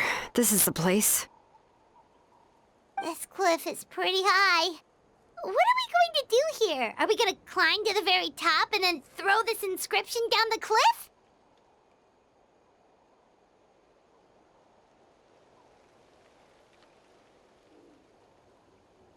I'm going to use phlogiston to make an engraving circle on the cliff wall. That will allow me to investigate the internals of the central inscription. Now let me see if this thing can even turn on. I was still an apprentice last time I used it. Before we attempt to engrave the inside pattern of an ancient name with phlogiston, we always use this to draw out the engraving diagram on a cliff or open ground. Only after we've confirmed that phlogiston can flow properly through the internal engravings can we start formally working on the small internal engravings of the ancient name. If we want to dismantle the central inscription in a non-destructive manner, we'll have to use this thing. I really don't want to engrave such a large diagram with my bare hands. Oh, so you'll be able to see what it looks like on the inside without ruining Tlasoli's inscription? For the most part. If it were just an ordinary unfinished ancient name piece, I'd just take it apart and pour phlogiston into the internal engravings to see everything. But since it's a central inscription, it would be better not to destroy the blessing that Auntie has prepared for Nechka. So, Xilonen, does this central inscription fall under the 20% you understand about ancient names, or the other 80% you don't understand?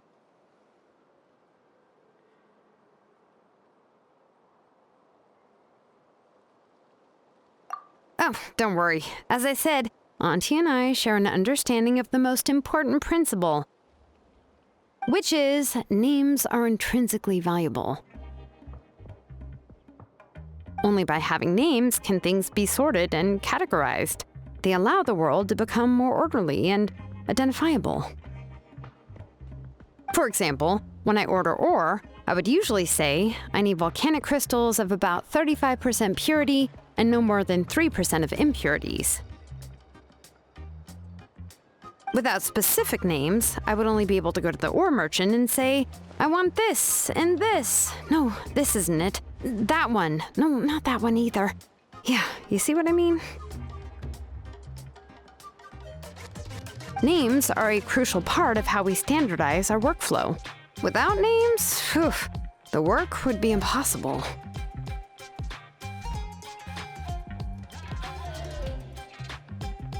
Yes, because forging ancient names is first and foremost a technical job. There's no debating that. As for the question of why it's important, as long as it does not affect your ability to perform your work, you'll gradually understand it as you put the process into practice.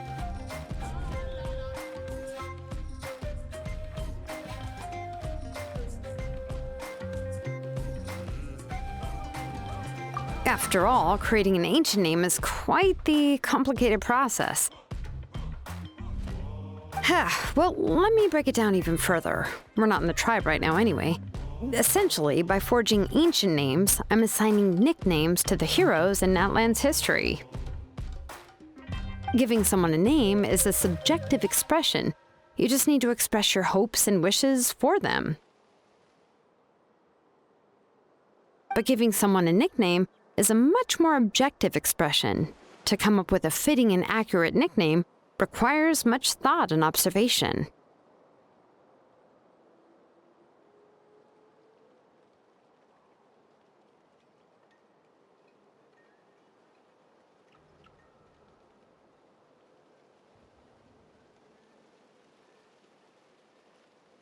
If ancient names or nicknames aren't descriptive enough, no one will remember them anyway.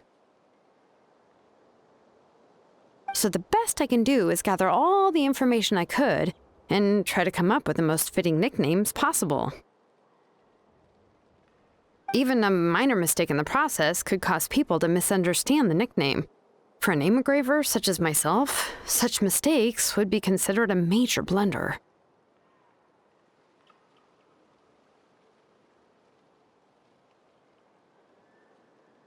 Paimon isn't trying to come up with a nickname for Xilonen. Besides, all of Paimon's nicknames have been very descriptive. Everyone can remember them. Phew, now I'm curious.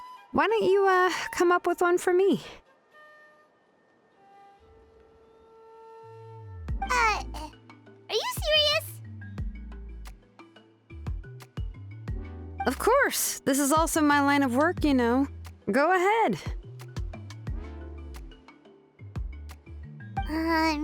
A nickname? Xilonen. Well, she uses phlogiston to forge weapons and make names for others.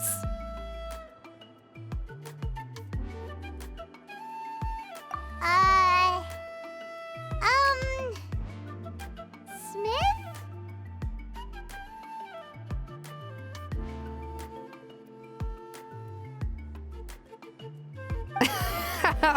Yeah, not bad, and quite fitting too.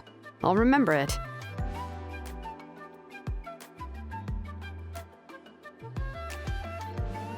But, you should keep observing my work, Paimon. Maybe you'll come up with an even better nickname.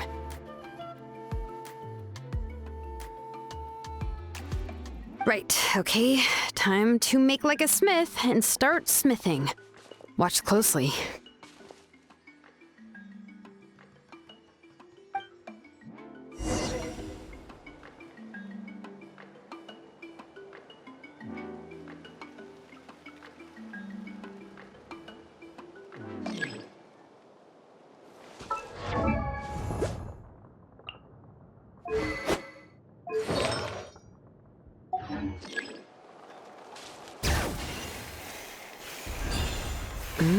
Adjust the inclination by 2 degrees.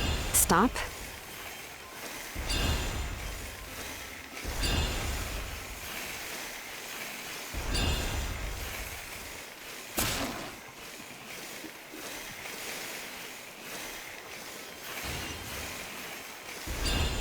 The error margin is within an acceptable amount, but I'll extend the inscription link a little more just to be safe. I'll leave some space here. When the linked engravings are activated, the inscriptions here will overlap with each other. And there! That should complete the flow.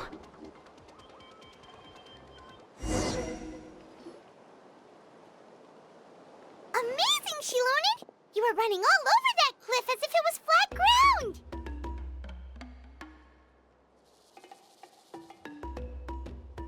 Oh no, it doesn't have anything to do with my tribe. It's just the phlogiston adhesive I have on my shoes. But after all that running around, I'll have to infuse them with more phlogiston again. Huh. I should prepare a spare supply of phlogiston to bring with me next time.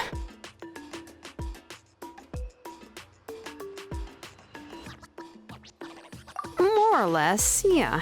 I usually have at least the key equipment on hand. I can show them to you when we next find the time, but let's get to work first. Let me see. Start with Anchor 1 and activate it with Density 3 phlogiston.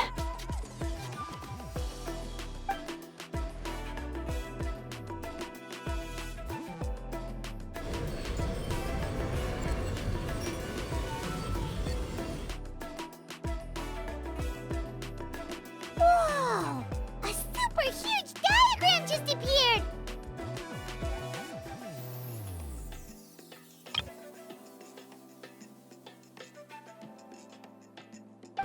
Tlasoli's central inscription is even floating!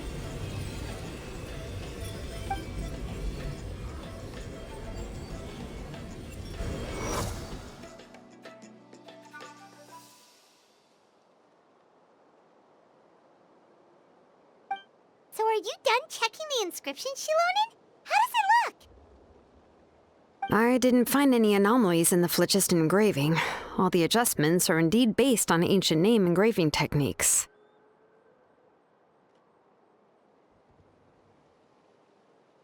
That means we can help Tlasoli and Nechka now, right? Well, probably, but I have good news and bad news.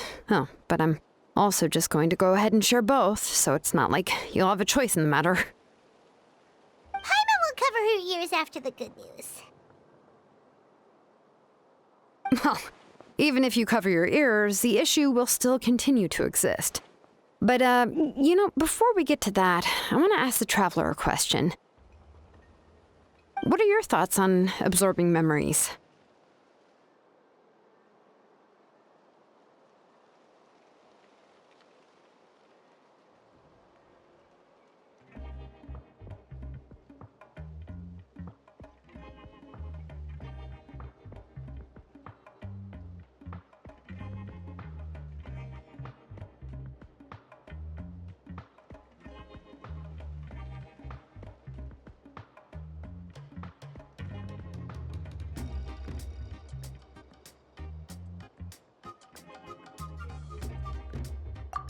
I knew you felt the same way, and that'll save me some initial explanation. I've never been very good at that anyway.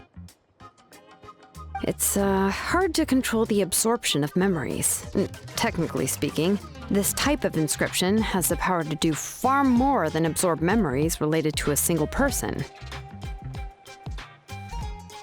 By herself, Auntie can't handle that level and scope of work, but if she has accomplices, it is completely possible for her to use this inscription to accomplish far bigger things.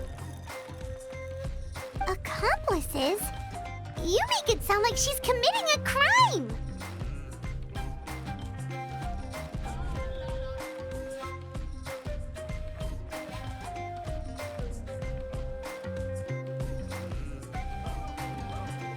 Well, here's the good news. Yes, this blaze gem inscription would be the perfect tool to commit crimes, but we haven't found any accomplices or signs that she intends to put it to such uses.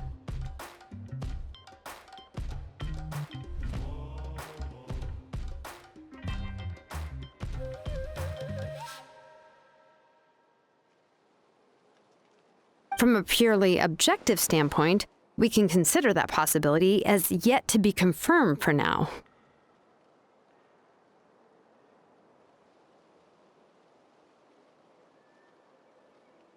The bad news is, there's still an underlying problem with this blaze gem inscription that cannot be ignored.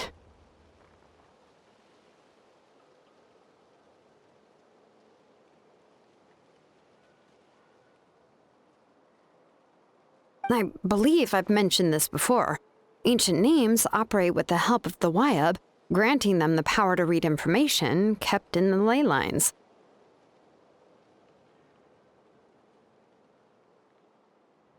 In this process, the Wyab actually function like relays, helping the ancient name bearer sense the information from within the ley lines.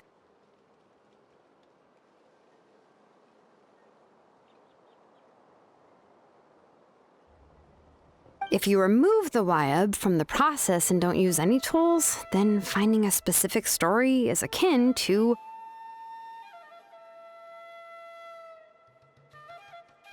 trying to scoop up a specific grain of sand from a rushing river.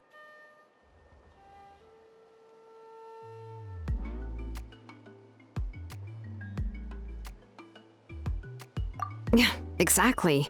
Anyone who attempts to do so will likely lose most of their cognitive function or become a babbling madman who talks to themselves all day long.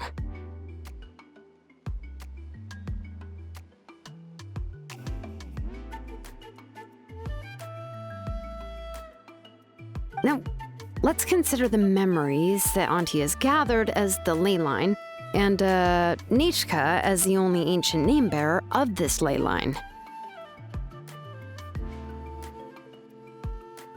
There's no way Auntie would let Nechka plunge into the river of memories without any tools. She'd only be overwhelmed by the surge of memories. And considering that Nechka has forgotten all of her past, she'll be unable to work on her own to accurately find the correct past. Only Aunt Tlisoli can help her filter the correct memories of her past.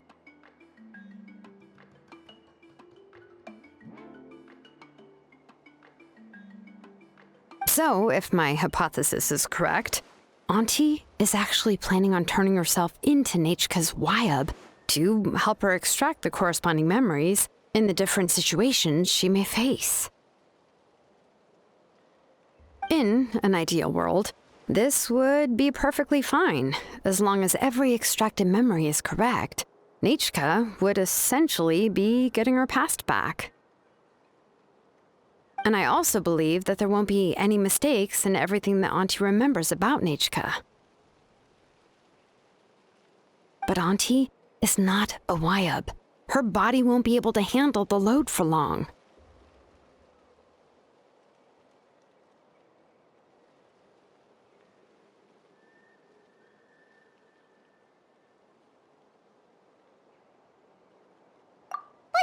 How can we solve this problem? No matter how we try, Tlisoli will...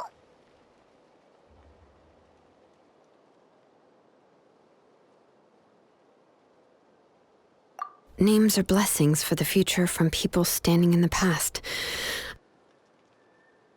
I've also made up my mind. Come on, let's go see Auntie. All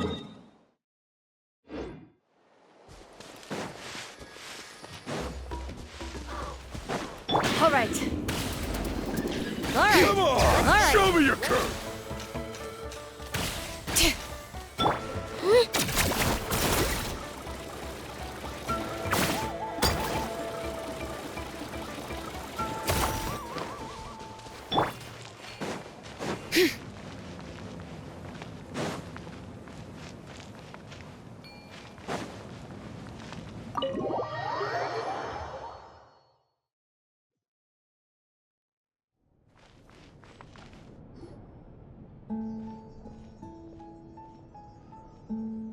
Ah, Xilonen. It looks like you've made your decision. Am I right? Yes, here's some research that I've done. You can reference it to modify the way the central inscription operates. I'll also help you continue working on the Blaze Gem inscriptions, but I must have complete control over all the inscriptions and the ability to oversee their uses. The memories that can be absorbed by the inscription will be limited solely to Nechka's past. We'll plan a set time frame together from which the memories can be drawn from shortly. If you attempt to extract any memories beyond this scope, then I'll consider that as committing a criminal act and halt all work related to the central inscription. After the memory bank is constructed, the Blaze Gem inscription's absorption functions must be stopped immediately. Only functionalities for outputting memories will be kept. I accept. Thank you, Xilonen. I really... Auntie, you know I can't stand it when you do this. If you needed my help, you should have just said so. There's no need to beat around the bush like you did. Using technology for ancient names to forge other things without permission is no trivial matter. Yes, it's a major departure from the technology's intended use, but it's nothing compared to a child who needs help, compared to a name that's about to be lost. But once this is all over, you must come with me to see Pakal and discuss everything that happened. That's fine. I'm willing to accept any punishment for my little Nechka. All right, let's clear off the table and come up with a plan. I need some time to consider how to let Nechka control the Blaze Gem inscription on her own and extract the memories from her past.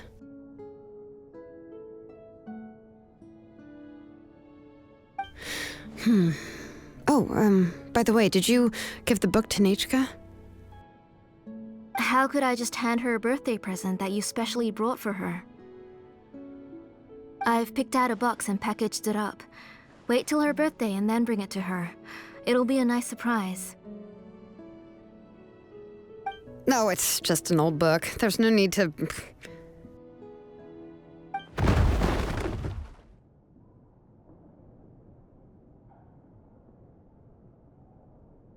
Oh, is Nechka up again?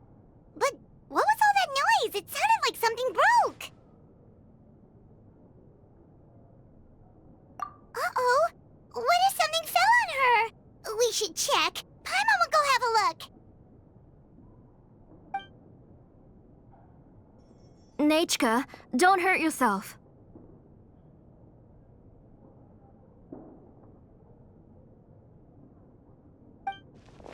Xilonen, is that you?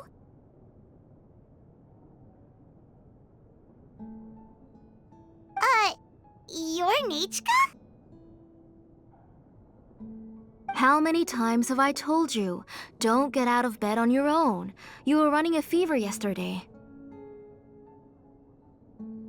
Hello, Nechka. Thank you for the book. I've already read it several times.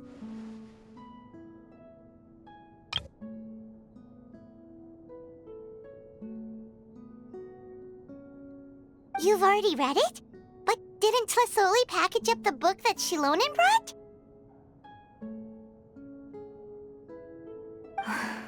No. She's all mixed up. The one she read isn't from Xilonen. It's one I bought for her before.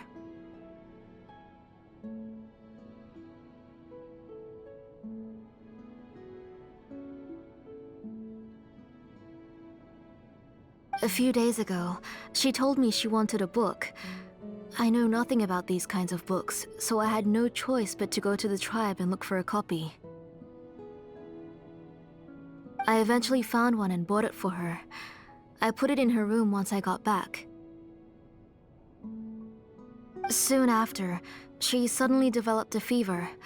I was so busy taking care of her that I forgot about the book and even forgot that she had asked you for a gift. Auntie, do you know which version of the book you bought? Which version? The shopkeeper said it was the one with the perfect ending to the story. Apparently, that's the only one you can find on the market now. Oh, it's all my fault. You wasted your money, and now it won't even be a surprise.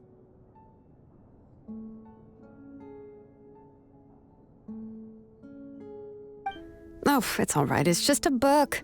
As long as Nechka enjoys it, that's what matters. Oh, right. Nechka probably doesn't know us.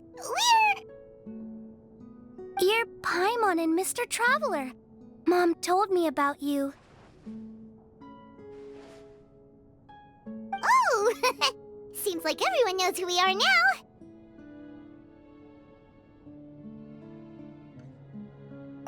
Yeah, Nechka seems to be doing pretty well today. Since she's been stuck indoors for the last few days, why don't we take her out for a walk?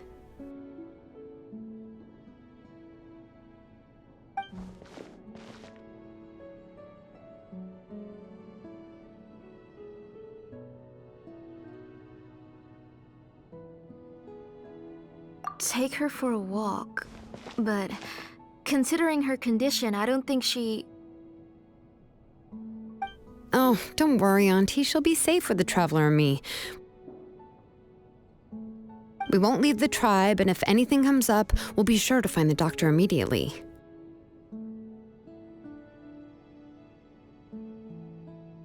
Besides, it's her birthday in a few days, and we need to go to the tribe to buy some things. Let's give her a proper celebration. What do you think, Auntie?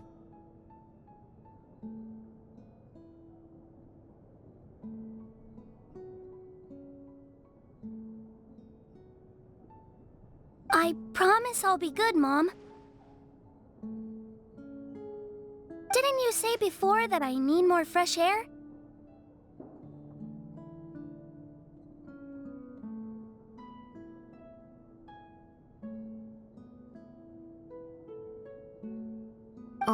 All right. As you wish.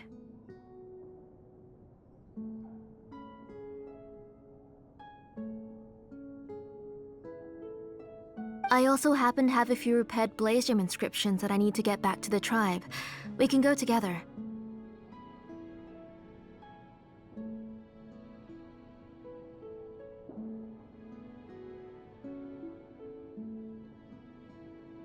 Wait for a moment. I'll go get Nechka's water bottle and some towels. Some medicine. Oh, and a parasol.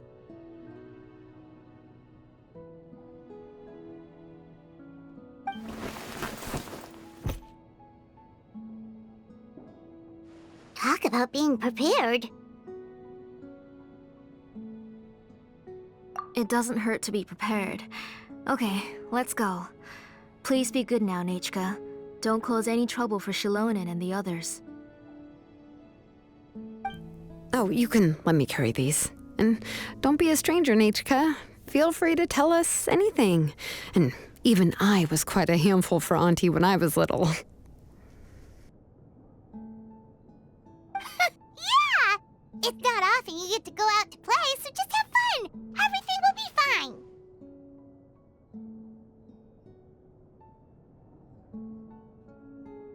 Okay, thanks everyone, and please don't worry, Mom. I'll be good. Let's go look for Ignal. I've had her Blaze Gem inscription for a while now, and I'll finally return it to her today.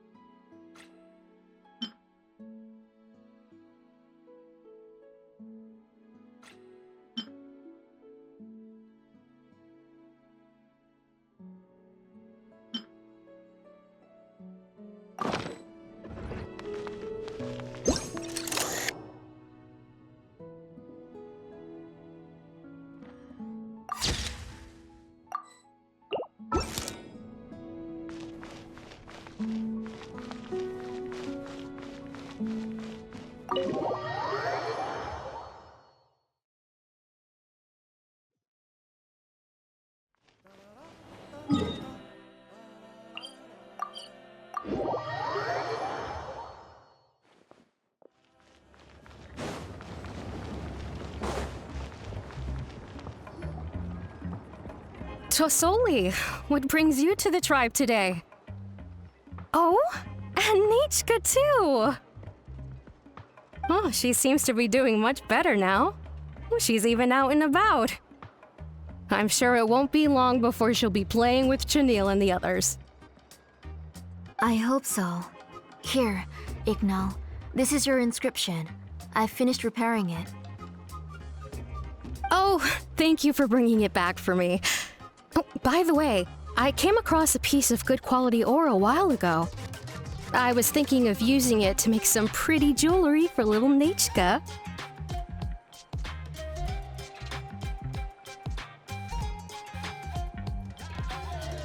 I remember that Nichka would become so happy every time she saw a shiny ring.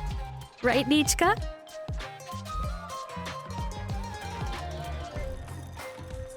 I'm sure she'd love that. Thank you. My pleasure. Give me a moment. I'll bring the ore.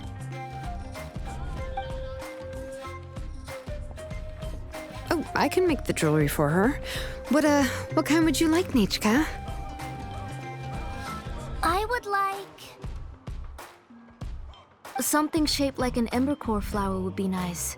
She was always asking me before to make her an ancient name with an embercore flower design. Noted. I'll make that as a gift for her next birthday. Sorry, Nichka. It won't be a surprise for you. That's okay. Thank you, Xilonen. Found it!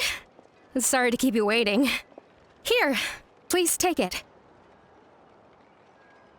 By the way, Nichka, feel free to write to me if you ever want to know more about ores. Well, I was shocked last time when you wrote me out of the blue asking for a volcanic crystal.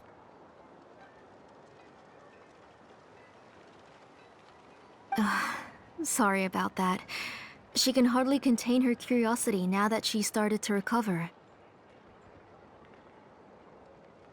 She's still too weak to go out whenever she wants, so she begs me every day to help her write letters to people in the tribe about all sorts of things.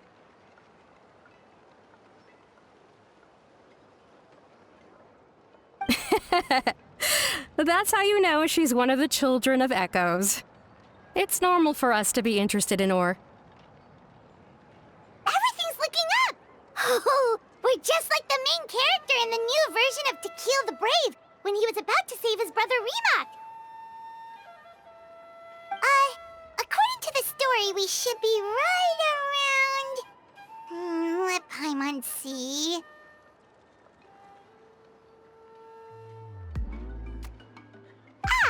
To kill prayed to the goddess of mountains and fire.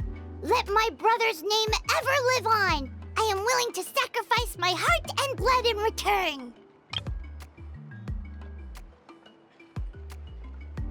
The goddess replied, "I've heard your prayer, but your brother is no longer your kin.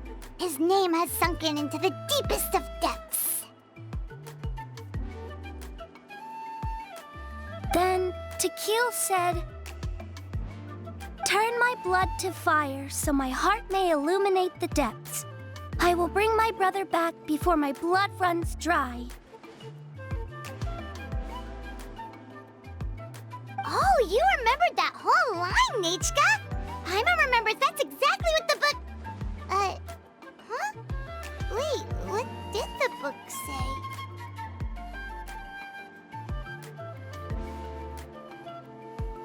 Paimon finished both books in one sitting. A lot of their content is nearly the same, so it's easy to get mixed up. But the ending in the older version is more interesting, even if it's hard for kids to, well, completely understand. Oh, wait! Nechka hasn't read the other ending. It's okay, just wait a bit and Paimon will read it out for you.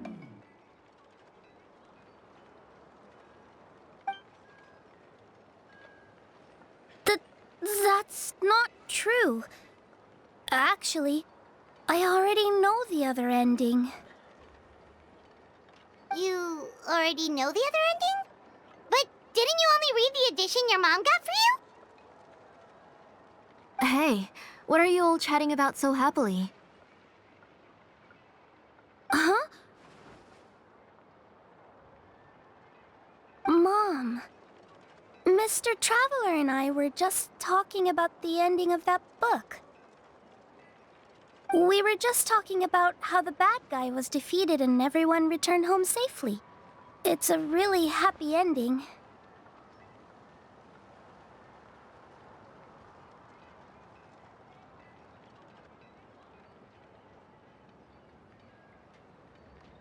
Aren't happy endings always nice? But if you already read the whole thing, then what will Mom have to read to you at bedtime? Guess you'll have to go to bed early tonight. But I'll buy you some more fairy tales next time, okay? Okay, Mom. It's pretty good quality. I'll be able to give Nechka a beautiful and durable piece of jewelry for her next birthday. But, you know, for now, let's focus on celebrating her upcoming birthday. Where are we headed to next, Auntie? Next, let's visit Apaish. He should be close by.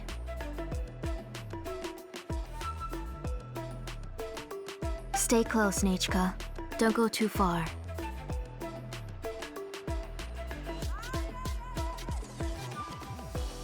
Yes, Mom.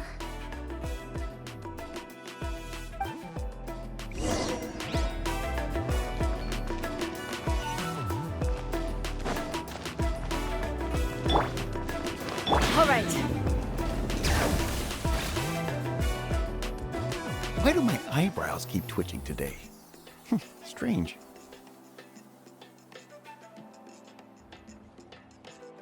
That means you're about to hit the jackpot, Apaish. I didn't expect to have 2 name engravers coming in today. Welcome. What are you looking to buy, Tlazoli? I'll give you a discount like usual. Whoa! Offering a discount just like that? Tlazoli sure has connections. She was once our name engraver and did a lot for the tribe.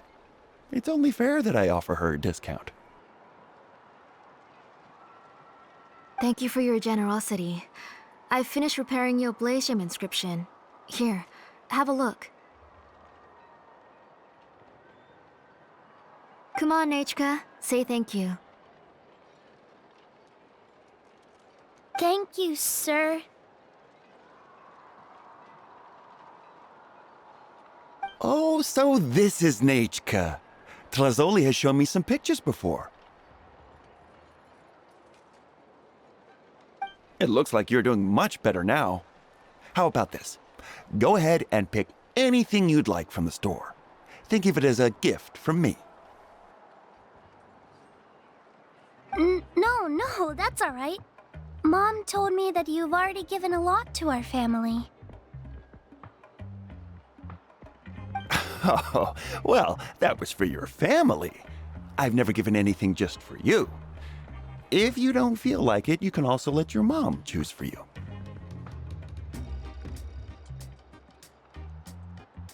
Oh, no need to stand on ceremony, Auntie. Go ahead and pick something for Nechka. His drills and small clamps are good quality. The measurements of each part are exact, and they're always very durable.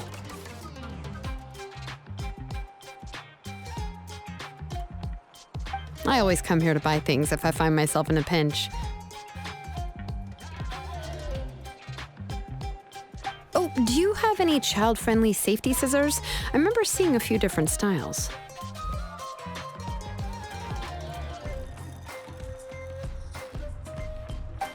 I have a few in stock, but I put them in the back. Let me bring some out for you to pick.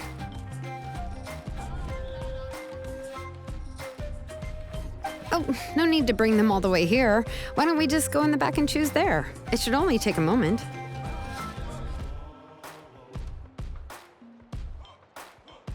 I don't know much about that kind of scissors. Why don't you just go yourself and... Well, there are too many different designs and varieties of kid scissors. If you don't come and help me choose, I won't be able to pick one that Nechka would like. Come on, Auntie. It'll only take a moment.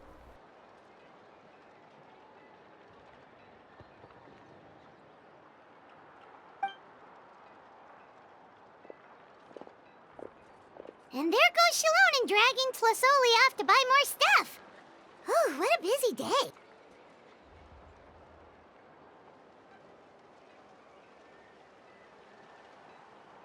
I won't run off. Paimon, who's your favorite character in To Kill the Brave? Paimon's favorite? Tequila, of course. He went through a lot to rescue his family.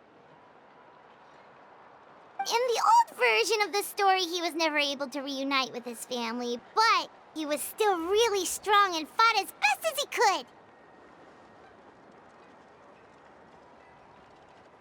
What about you, Nechka? Which character do you like? I like Remak. Oh, the one who was possessed by Quatlique, but never forgot his brother to kill. He was also an amazing character. If it wasn't for his determination, both he and his brother would have been defeated by Quatlique in the final battle.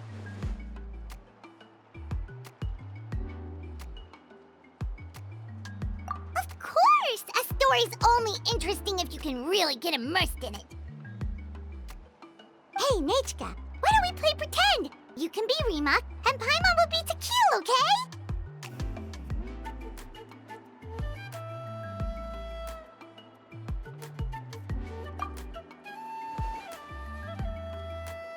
Mr. Traveler, can I play the role of Quatlique? But isn't she the villain? In the old version, she even ate Remak and took on his appearance.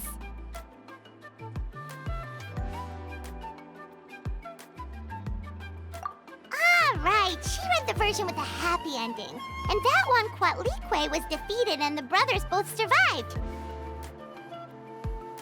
Well, it doesn't matter. Only the lines at the end were different. You can go on ahead and say your favorite lines, Nechka.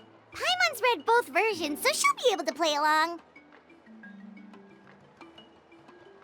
My favorite line is the one from the end. It's...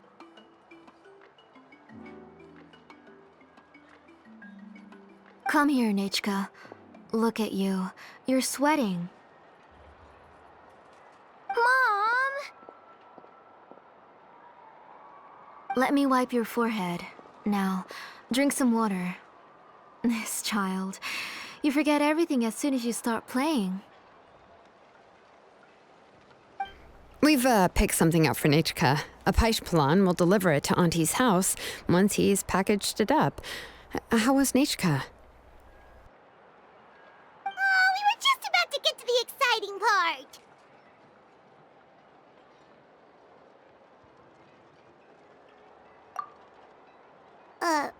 Really?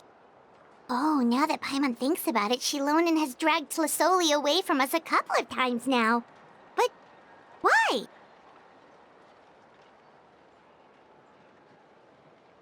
Let's talk later. Just trust me and act normal for now. Oh, we should head to our last stop, Auntie. It's real hot today, and we shouldn't let Nechka be in the heat for too long. Right. Let's go see Chevin and head back home.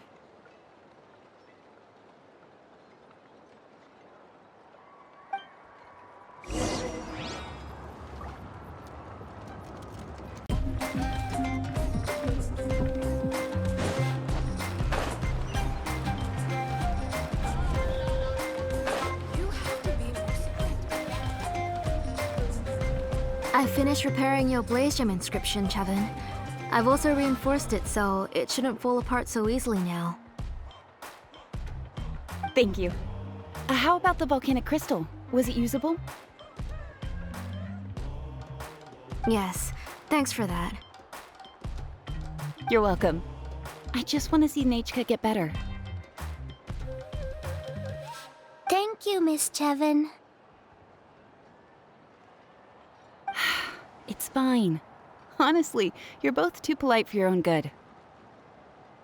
I was wondering where you got the ore for such a large-scale Blaze Gem inscription.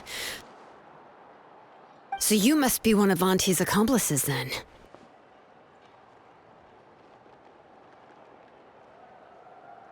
Oh, Xilonen. We already know what's going on.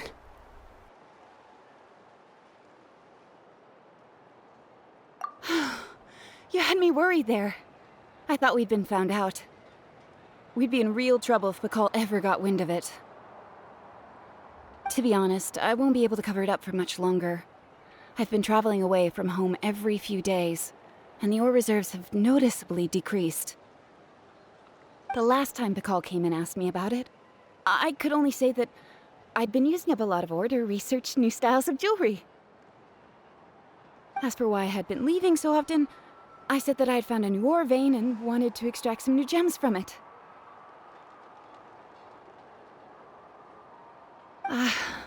Sorry. I've been talking my head off. Please, come in and have a seat. Sure, we can sit for a moment, but... Miss Chevin, can I go see some of the jewelry over there? You mean Amisha's work? Sure, go ahead. Remember to stay in the shade as much as you can. Paimon wants to go too! We'll go together. Paimon hasn't looked at Natlan's jewelry very closely yet.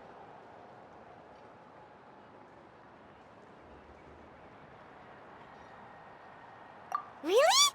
Then Paimon's gonna take a good look at what they have!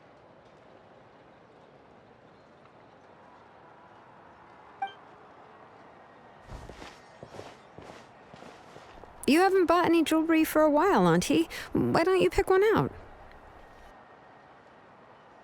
Come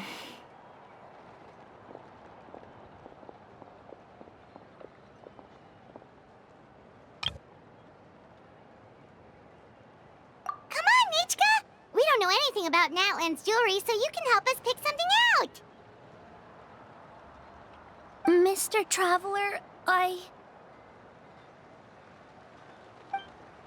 Come here, Nechka.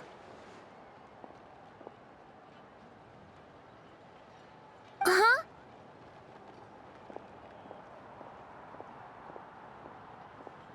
Sorry, Chevin and Xilonen, but it's already getting late. We should be heading back now. It'll be Nechka's birthday in a few days, and there's still a lot for us to do before then.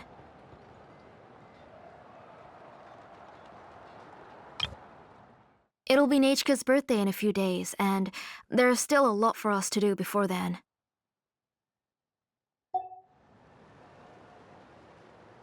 No problem. I'll be sure to bring her some beautiful jewelry to celebrate. Mom,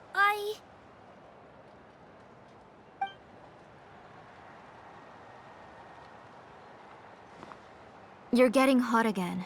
Here, Mom will carry you. Let's get going.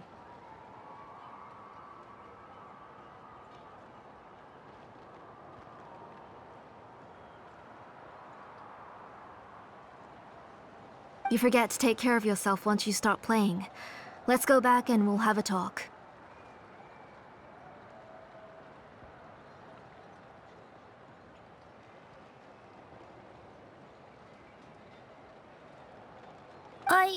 I didn't.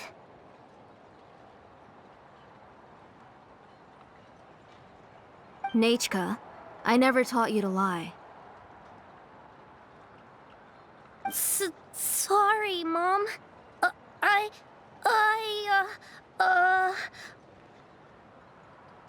Nichka's looking at us. Paimon feels like something's not right. What should we do?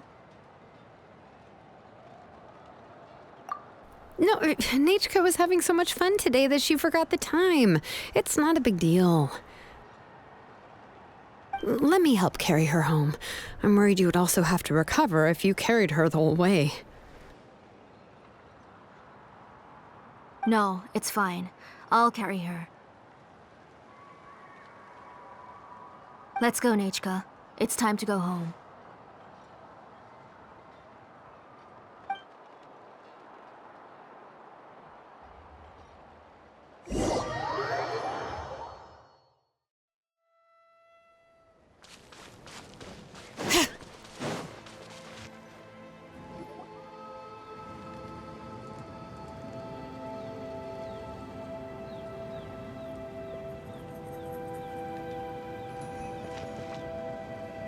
Thank you, everyone, for spending so much time with us today.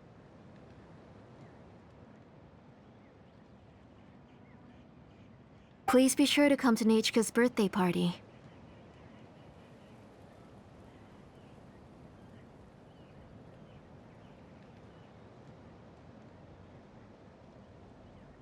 Alright, it's nearly bedtime for Nachka, so let's part our ways here.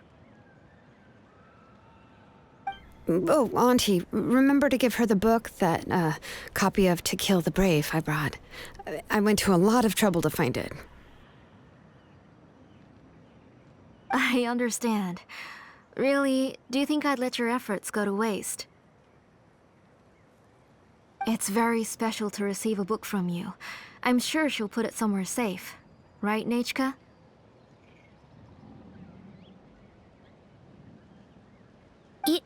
Yeah. Thanks, Xilonen. Oh, put it somewhere? Isn't she going to read it? Well, I've read the story to her many times already. She's even memorized nearly every line. Oh, that won't be a problem, Auntie. Nachka's probably never heard this version of To Kill the Brave. Oh, what's different about this version? The majority is about the same, but the ending is different from the one that you bought her. The one I gave her is the unedited version that was originally published. It was released long before Nachka fell ill.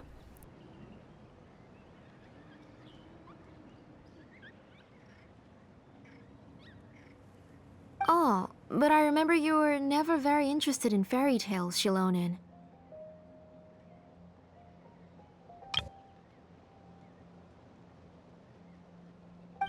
Huh.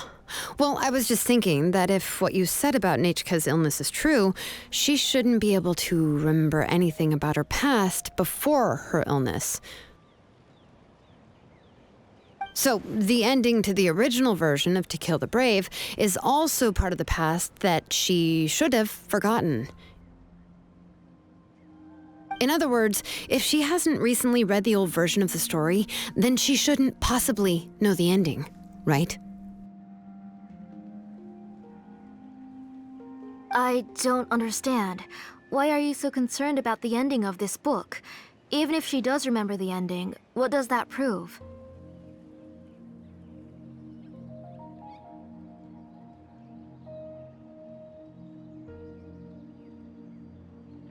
Maybe she snuck out somewhere when I wasn't watching and read the first edition of the story.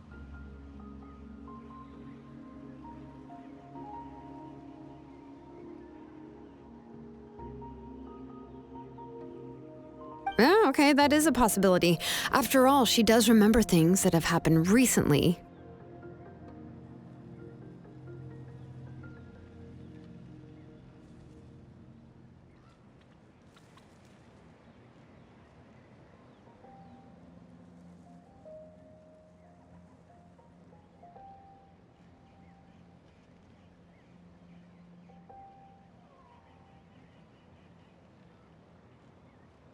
In which case, yeah, let's go ask around the tribe and see if anyone remembers Nechka reading the book.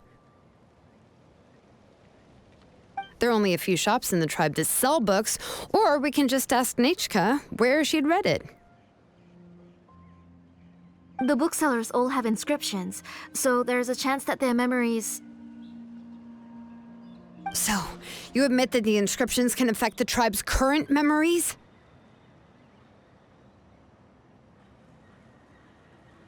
I was very clear that I would consider that a crime and would stop all work on it.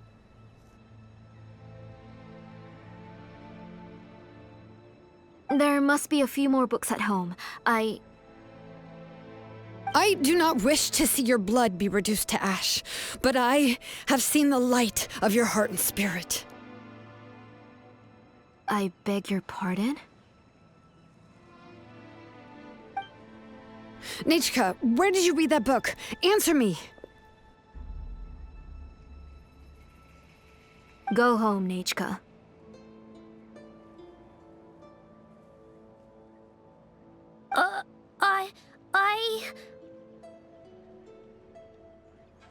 Are you disobeying me? You're the one who wrote me the letter, Nechka. You're the one who wanted the book. Only you can speak for yourself.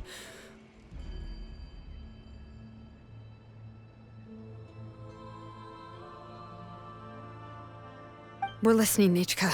Right here, right now. Remember my name, brother. As long as you remember me, I will never have left. Silence.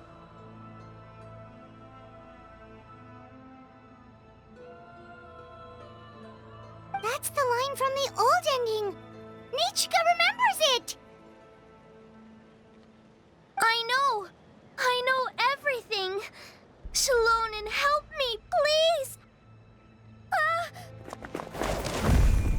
Something's blocking the door. Get back!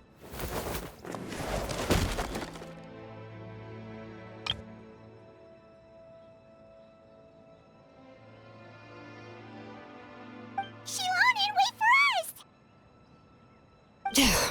The tunnel is blocked. We can't go in. There might also be traps.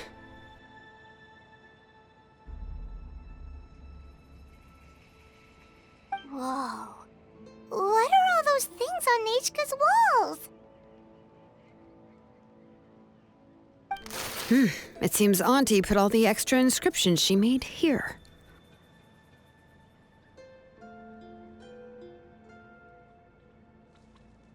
If she's trying to finish that ancient name, there's only one place she could go. Come on, follow me.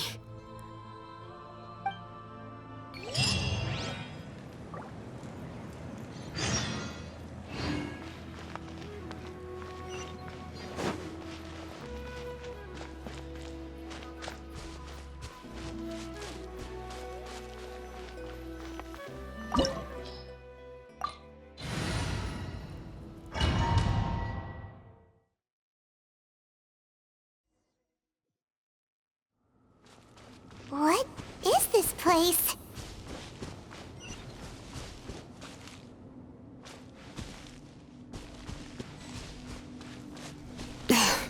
Auntie's workshop. It was supposedly closed after she stepped down from her position in the tribe. But it appears that we've all been deceived. Why are there people up ahead? If you're up to shady business, you have to hire shady people to help you. Let's go, don't hesitate! All right, let's finish this fast. Right here! Drilling down! Out of the way or get blown away. Gloves off. Forget it! Out of the way or get blown away! Out of the way or get blown away.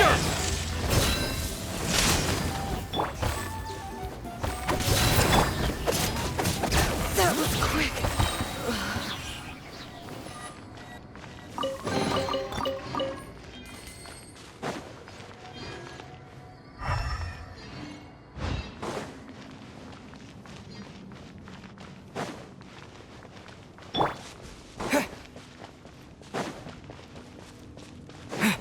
All right.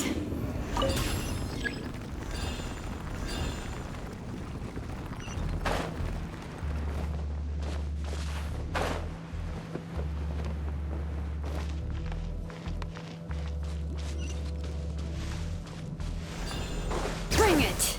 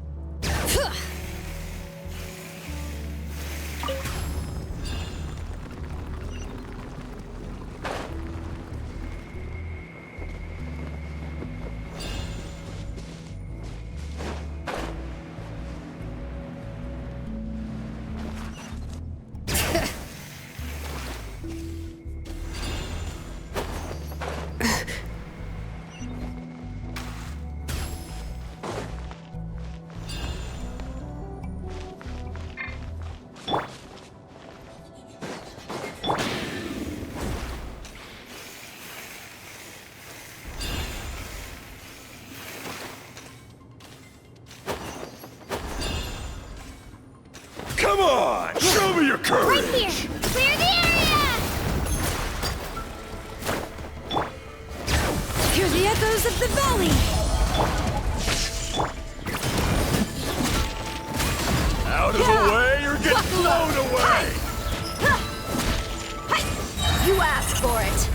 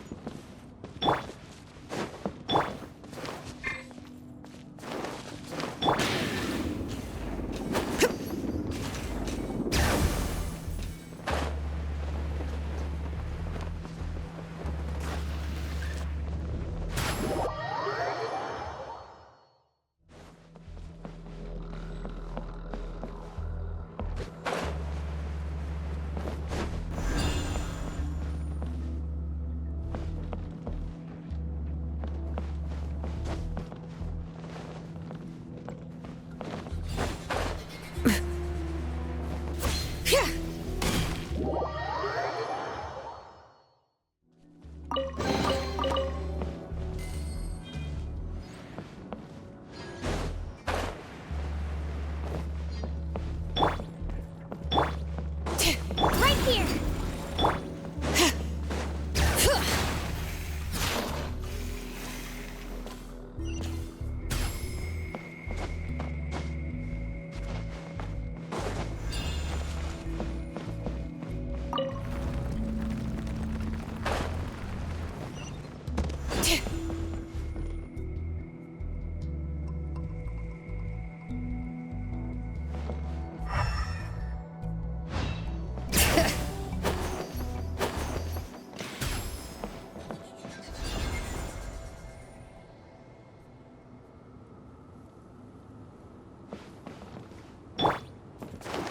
right.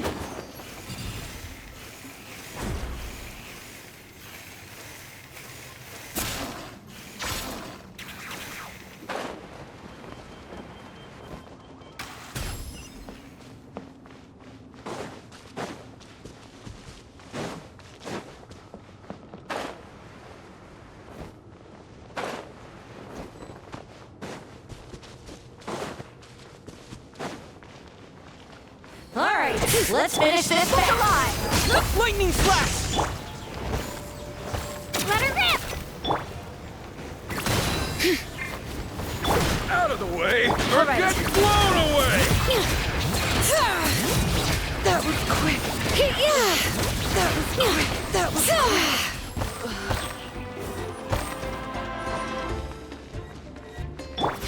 Drilling down! Shabam! Buckle up. Yeah! Let the mountain's veins boil.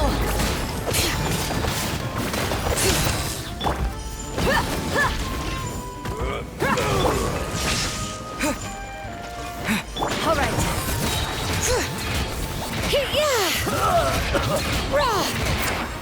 Yes, you are. The door's closed here too. Where should we go now? The transport system seems to still be functioning. Let's go look for the controls and get this cart running again. Maybe it can take us further inside.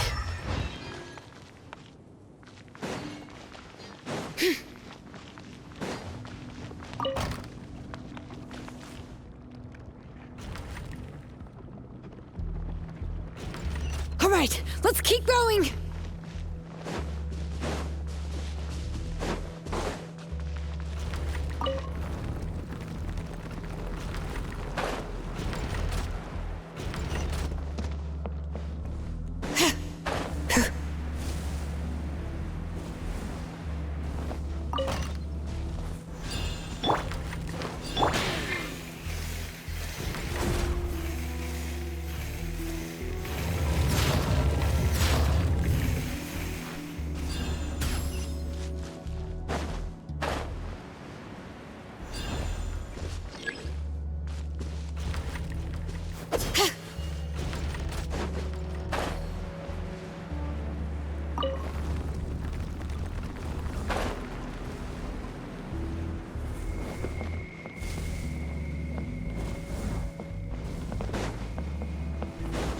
Yep.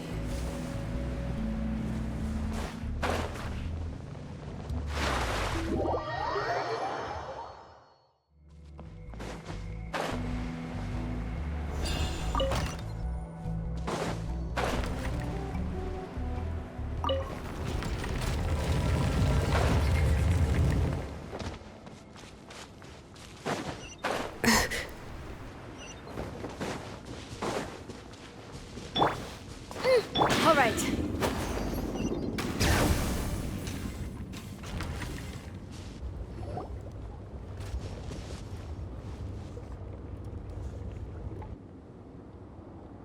You got here quick. Impressive.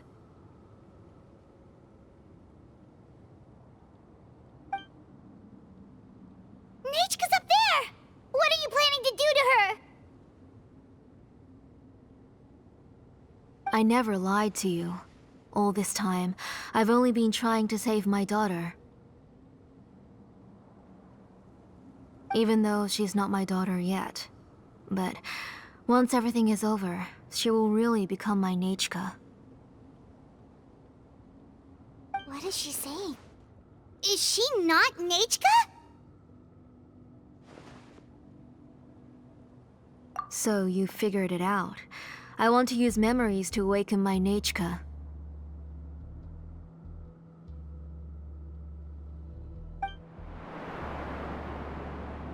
She has stayed in the Night Kingdom for far too long.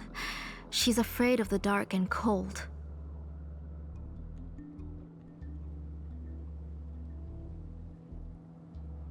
I'm the one who made her stay there alone, so I must bring her back. Don't worry, Nechka. Mom hasn't forgotten anything. She has always remembered your name.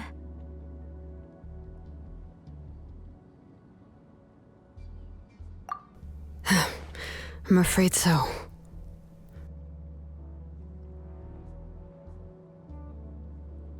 Then, who's that girl lying up there? She's a child from my tribe. Her parents were killed in the same abyss attack. But wouldn't you know it, her birthday is the same as that of my Nechka.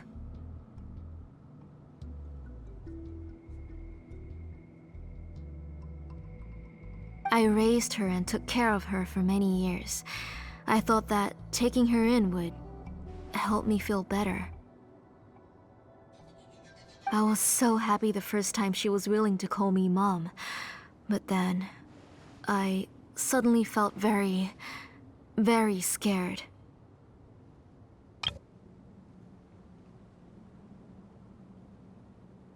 Is she really my child? My child's name is Nechka. It could only be Nechka.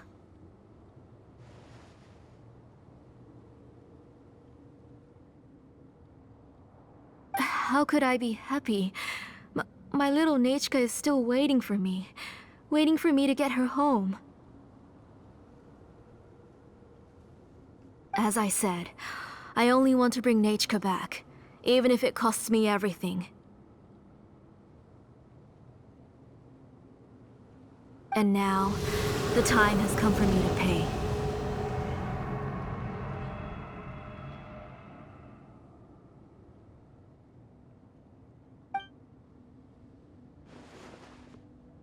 As for my useless ancient name, it's finally time to put it to good use.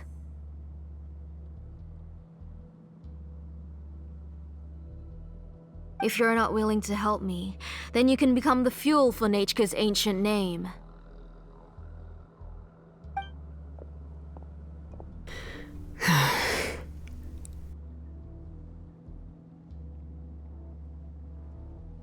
Xilonen, you have yet to make a move. I take it you're examining the inscriptions around you. It's no use. I've already set up the blaze gem inscriptions, and the engraving diagram has already begun to run. It's all thanks to your ideas. Now, the central inscription will finally become Nechka's ancient name. After Nechka returns, I'll make sure to invite you to her birthday party.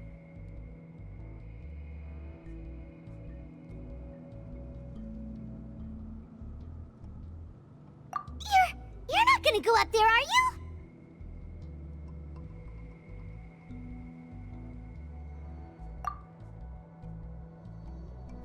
There's a flaw in this engraving diagram. The weak point is almost about to activate. So on my mark. Don't worry, Nechka. Don't worry. Mom is here. 3. Mom will always be with you. I'll never forget you.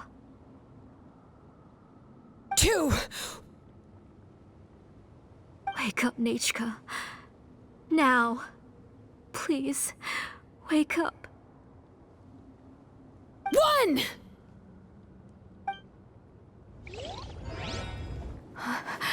It's alright. It's alright. You'll see Mommy soon. Nechka.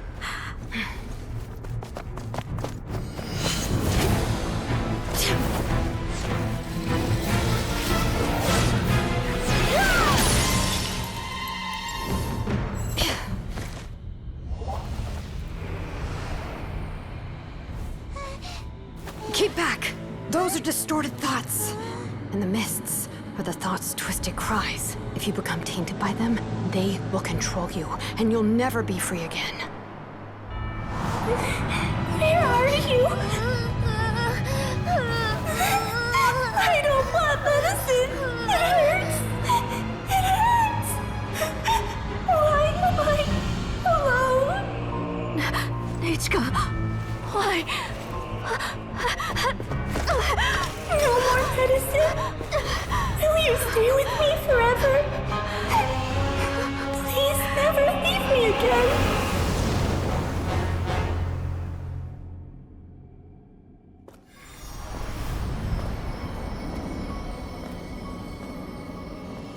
Tlasoli, you're the one who twisted Nechka's name into a shackling prison. It's time for you to hear her true voice. Stone engraved and echoing peaks converge, disperse, in ashes be reborn, for flames born anew, and the blazing dawn. Mommy will be with you. Nechka. Always. And forever. Mommy, I've always been with you. And now you're finally listening to me.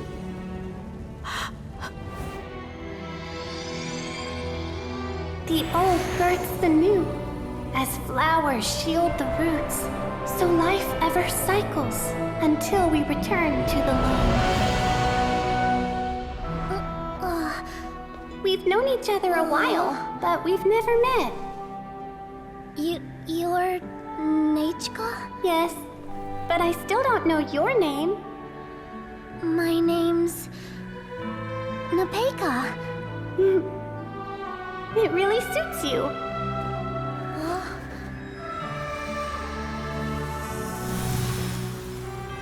Nepeka, I bless you from the past and wish that every day of your future will be filled with peace and happiness. We mercs have one simple rule. Whoever pays...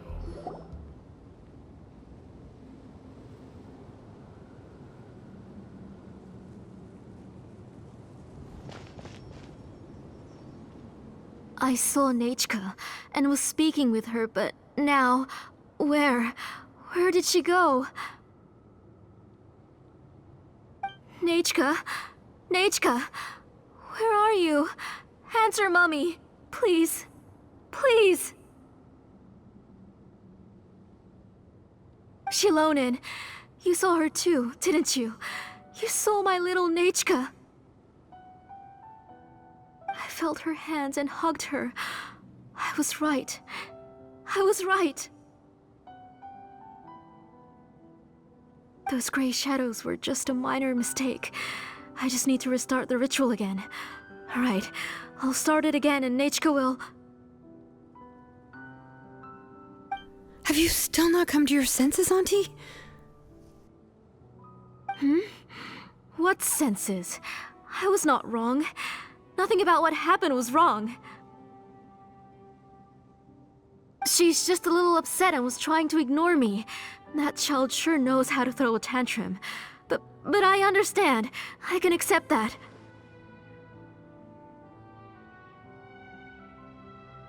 Enough, Tlasoli!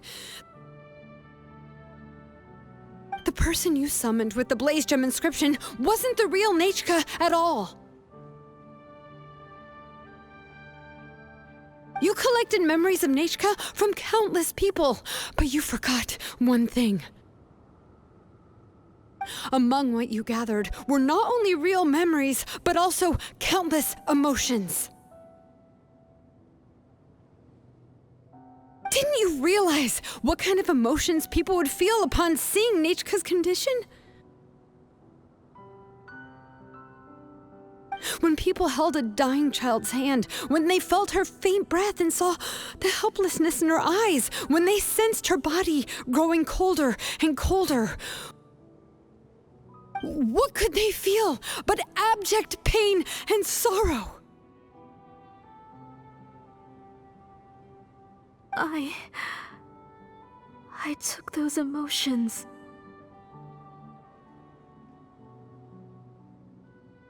You absorbed those emotions into the Blaze Gem inscriptions and solidified them as a piece of her past. Those gray figures were projections of that past. They could only reproduce the appearance of Nechka in her sickly state.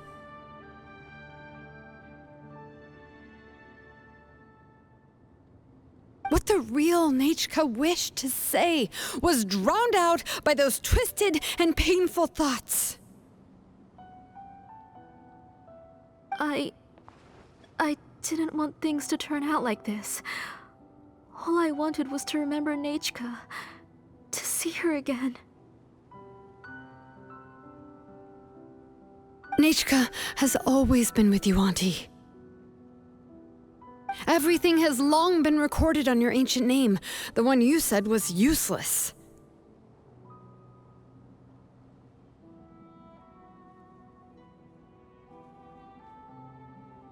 You exhausted every option and sacrificed everything in the hopes of saving your daughter. That is undeniable.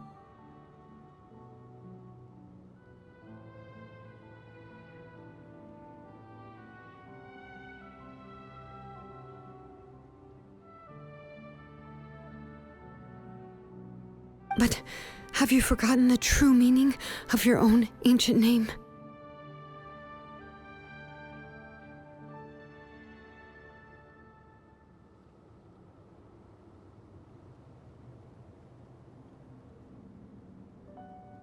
My ancient name is Undugu.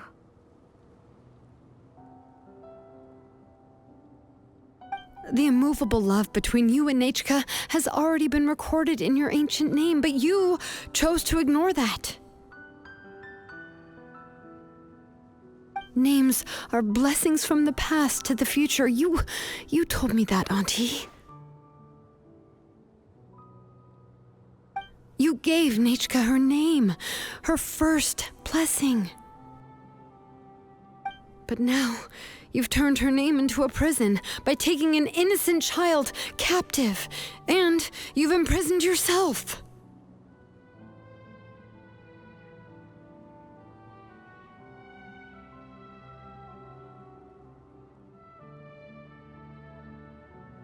Nechka is everything to me. Without her, I can't see any future for me. And as for blessings, what blessings have I had since the day she passed? I see her in my dreams every day, grasping my hand, telling me she's in pain, asking me to hold her.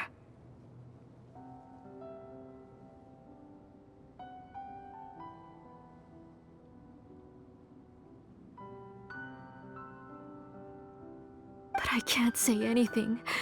I can't grasp her hand.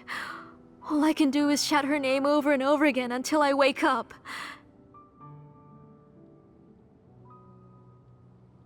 Every day, every single day, I've hated myself, and ancient names too. Who knows? Maybe hate would have been the only thing left to her too.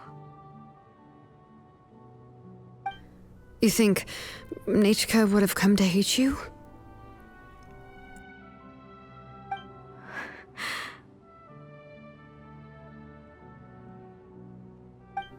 Auntie, do you still remember the last words Nechka ever said to you? Do you remember what her final words really were?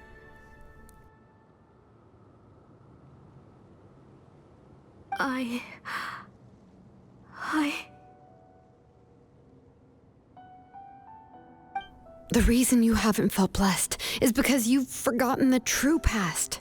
Auntie, you've been wallowing in memories of your imagination and refused to let go of them. A name without a past is nothing but a withered tree with no roots, rotting without a future. It's over, Auntie. It's all over now.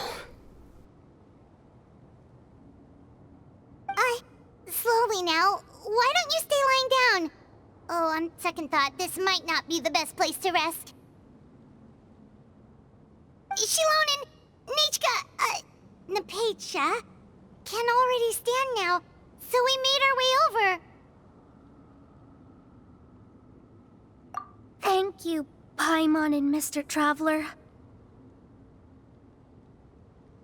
I'm fine, really. The real Nechka helped me just now, so it doesn't hurt much anymore. That's good. If you became Nechka, then this story would really become the To Kill the Brave. This isn't the place to chat. Come on, let's get out of here.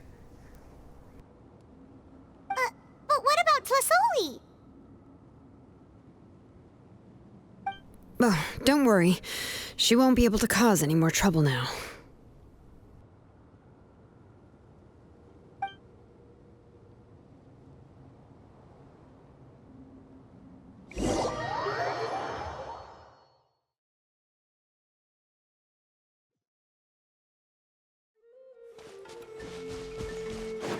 Right here!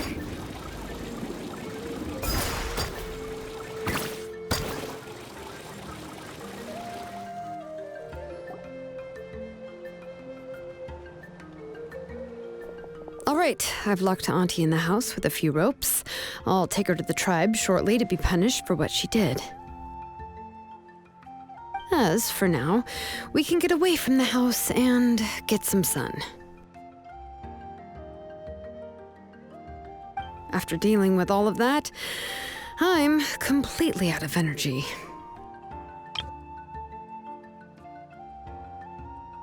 She's already planned out everything. Xilonen sure doesn't waste time. It's still so scary to imagine. Citlali wanted to turn her adopted child into Natchka, and she even nearly succeeded.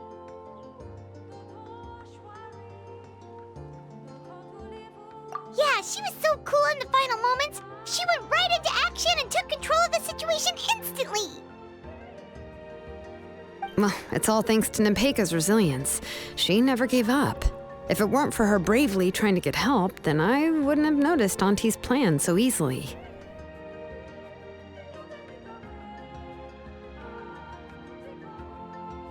It was thanks to all of you encouraging me. After all, this was already the last idea I could think of. I tried to get the attention of many others who visited before, but they were all either quickly whisked away by Citlali or simply refused to believe me. Even if I told them everything, Citlali would just blame my illness to cover it up.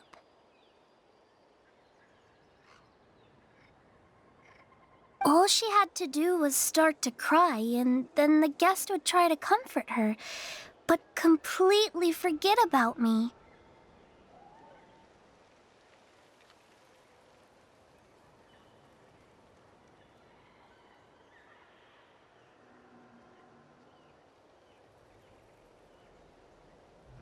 She would inspect all the letters I sent and any gifts I received.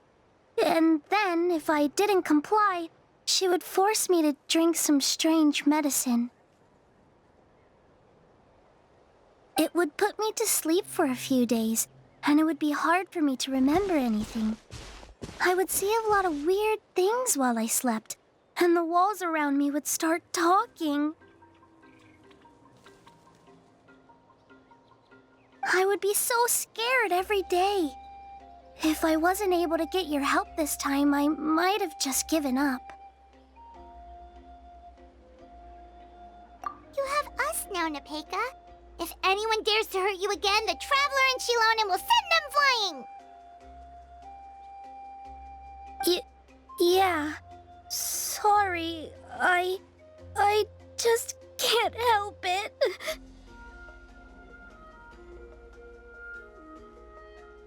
You are already super brave, and you even managed to call Xilonen for help. Oh, you definitely found the right person. Xilonen isn't the kind of person who gets distracted easily by crying. She pays attention when someone's talking and doesn't miss a beat.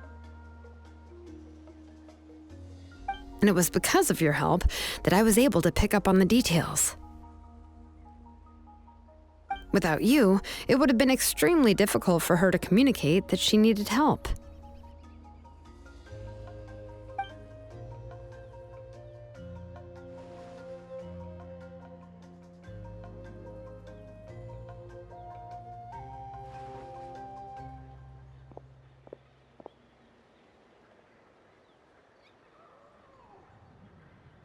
Citlali would certainly be more on guard if I tried to speak with her, and would probably have just kept Nepeka locked up in her room again. So we had a part to play too! But where did Citlali even get the confidence to try this scheme? When Nechka was alive, surely many tribe members would have tried to help her. Was she not scared that someone would realize that Nepeka wasn't Nechka?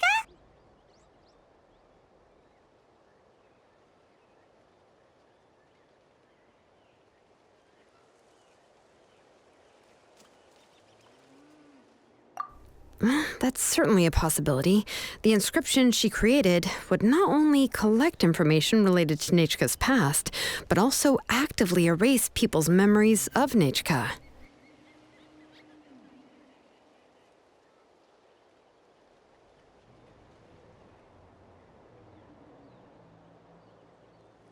It's similar to graffiti. If you want to paint something new on a wall that has been painted before, then first you must remove the old painting. It's possible that I was also one of her targets, which would explain why she was so willing to let me have the central inscription. Whoa, and you still took it? If it were Paimon, she would have thrown that thing away the first chance she had! Well, you can uncover the truth without taking some risks, right? If I hadn't disassembled the inscription myself, I would have never realized her actual motives. So you suspected her from the very beginning? Oh, no, she's my auntie after all. How could I have seen her as a villain from the start? The most I did was keep the possibility and a corresponding plan in mind, and it was just our luck that the worst case scenario actually happened. But now that I look back on it, we still managed to rescue a suffering child, even if that wasn't our original intention. Anyway, I think we've just about summarized everything and praised each other enough by now. Everything is finally over, and Nepeka can finally be herself.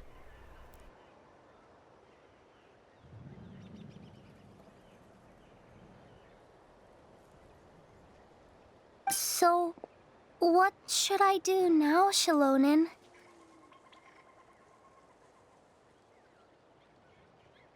You should do whatever you like, of course. No one's going to lock you up anymore. But I don't know what I can do. Everything I know is about Nechka. What she liked to eat, which flowers she enjoyed, how she acted and spoke. I'm not her, but I can only be like her. I don't know, Xilonen. I just don't know. Oh, don't worry, Nepeka. The Blaze Gem inscription isn't working anymore. No one will force you to be somebody else again. But I no longer remember anything about myself now besides my name. What if I never remember my life and lose all of my past?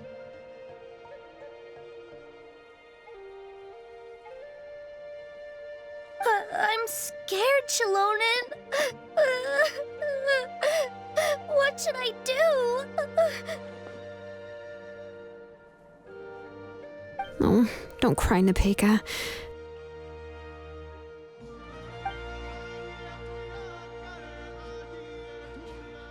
Here, take this.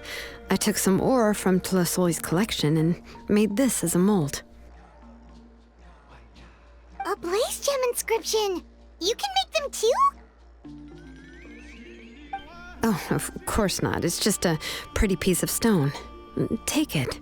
I've engraved your name, Nepeka, on the top. This is your first blessing, the one you received from a pair of people who loved you with all their hearts. It has always protected you and stood over you. For all of past, present, and future, it's never strayed far. But I don't even remember the names of my parents. I don't remember anything.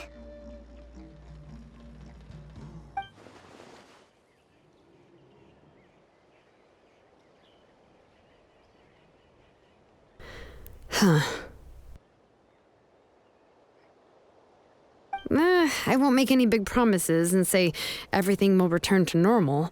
I'm not sure what kind of future you will face. I can only promise that no matter what the future holds, your name will never fade. This is a blessing given to you by a name engraver. You'll continue to grow and mature as a sapling sprouts upward and becomes a healthy tree, or as birds spread their wings to fly high into the sky. Your name is your starting point, as well as your guide. Remember your name and everything you've experienced, and you'll know how to step into your future. I'll do my best. You can do it, Nepeka! Thank you all. Xilonen, Paimon, and Mr. Traveler.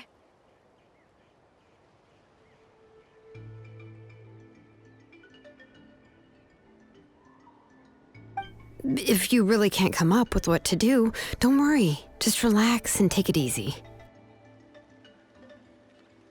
We're from the same tribe after all. If nothing else works, I can always go to the elders and look up your history. And until then, you can stay at my workshop. I can handle another mouth to feed.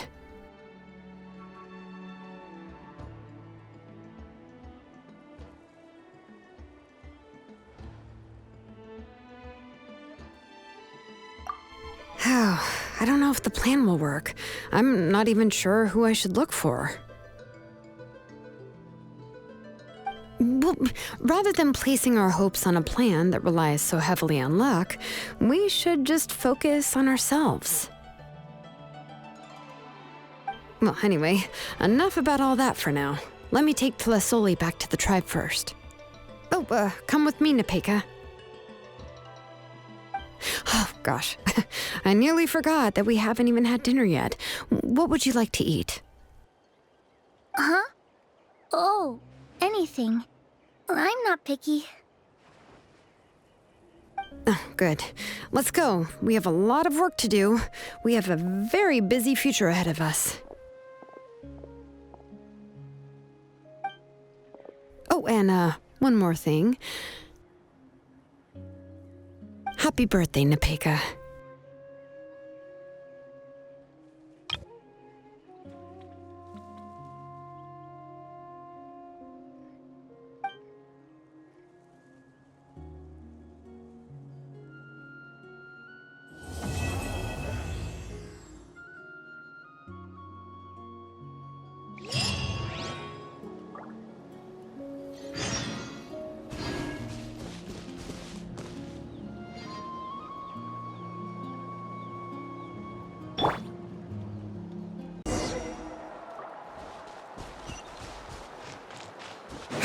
All right.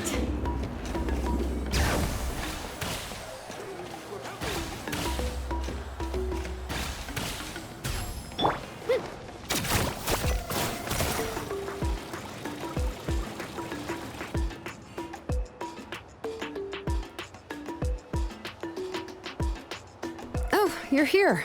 Everything's been taken care of now. I was just about to go have a rest. Well, the tribe is still discussing that. I mean, not many have ever used ancient names to commit a crime. Pakal will have a lot on his plate. What I do know is that Tlasoli's workshop will be closed permanently, and any remaining incomplete Blaze Gem inscriptions will be completely destroyed. And as for the completed Blaze Gem inscriptions, I'll be handling them, which, whew, yet another hassle to deal with. Anyway, at least her ancient name is fine. Otherwise, we'd have a real mess on our hands. Oh, and speaking of ancient names, I actually have some good news. The memories that were absorbed by the Blaze Gem inscriptions can be restored to their owners. Now, once all the Blaze Gem inscriptions stop working, the memories will return to their respective owners.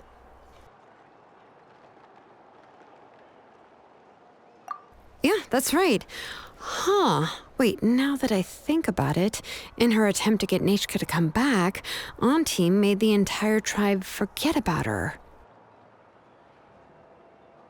Now, Nechka really is gone, but everyone is about to remember her. Phew, what a bizarre turn of events. She's resting in my workshop. I contacted others from the tribe and told them about my plan to conduct an official investigation into her history. The tribe hasn't responded yet, so I'm planning to take her in for now and teach her some crafting skills.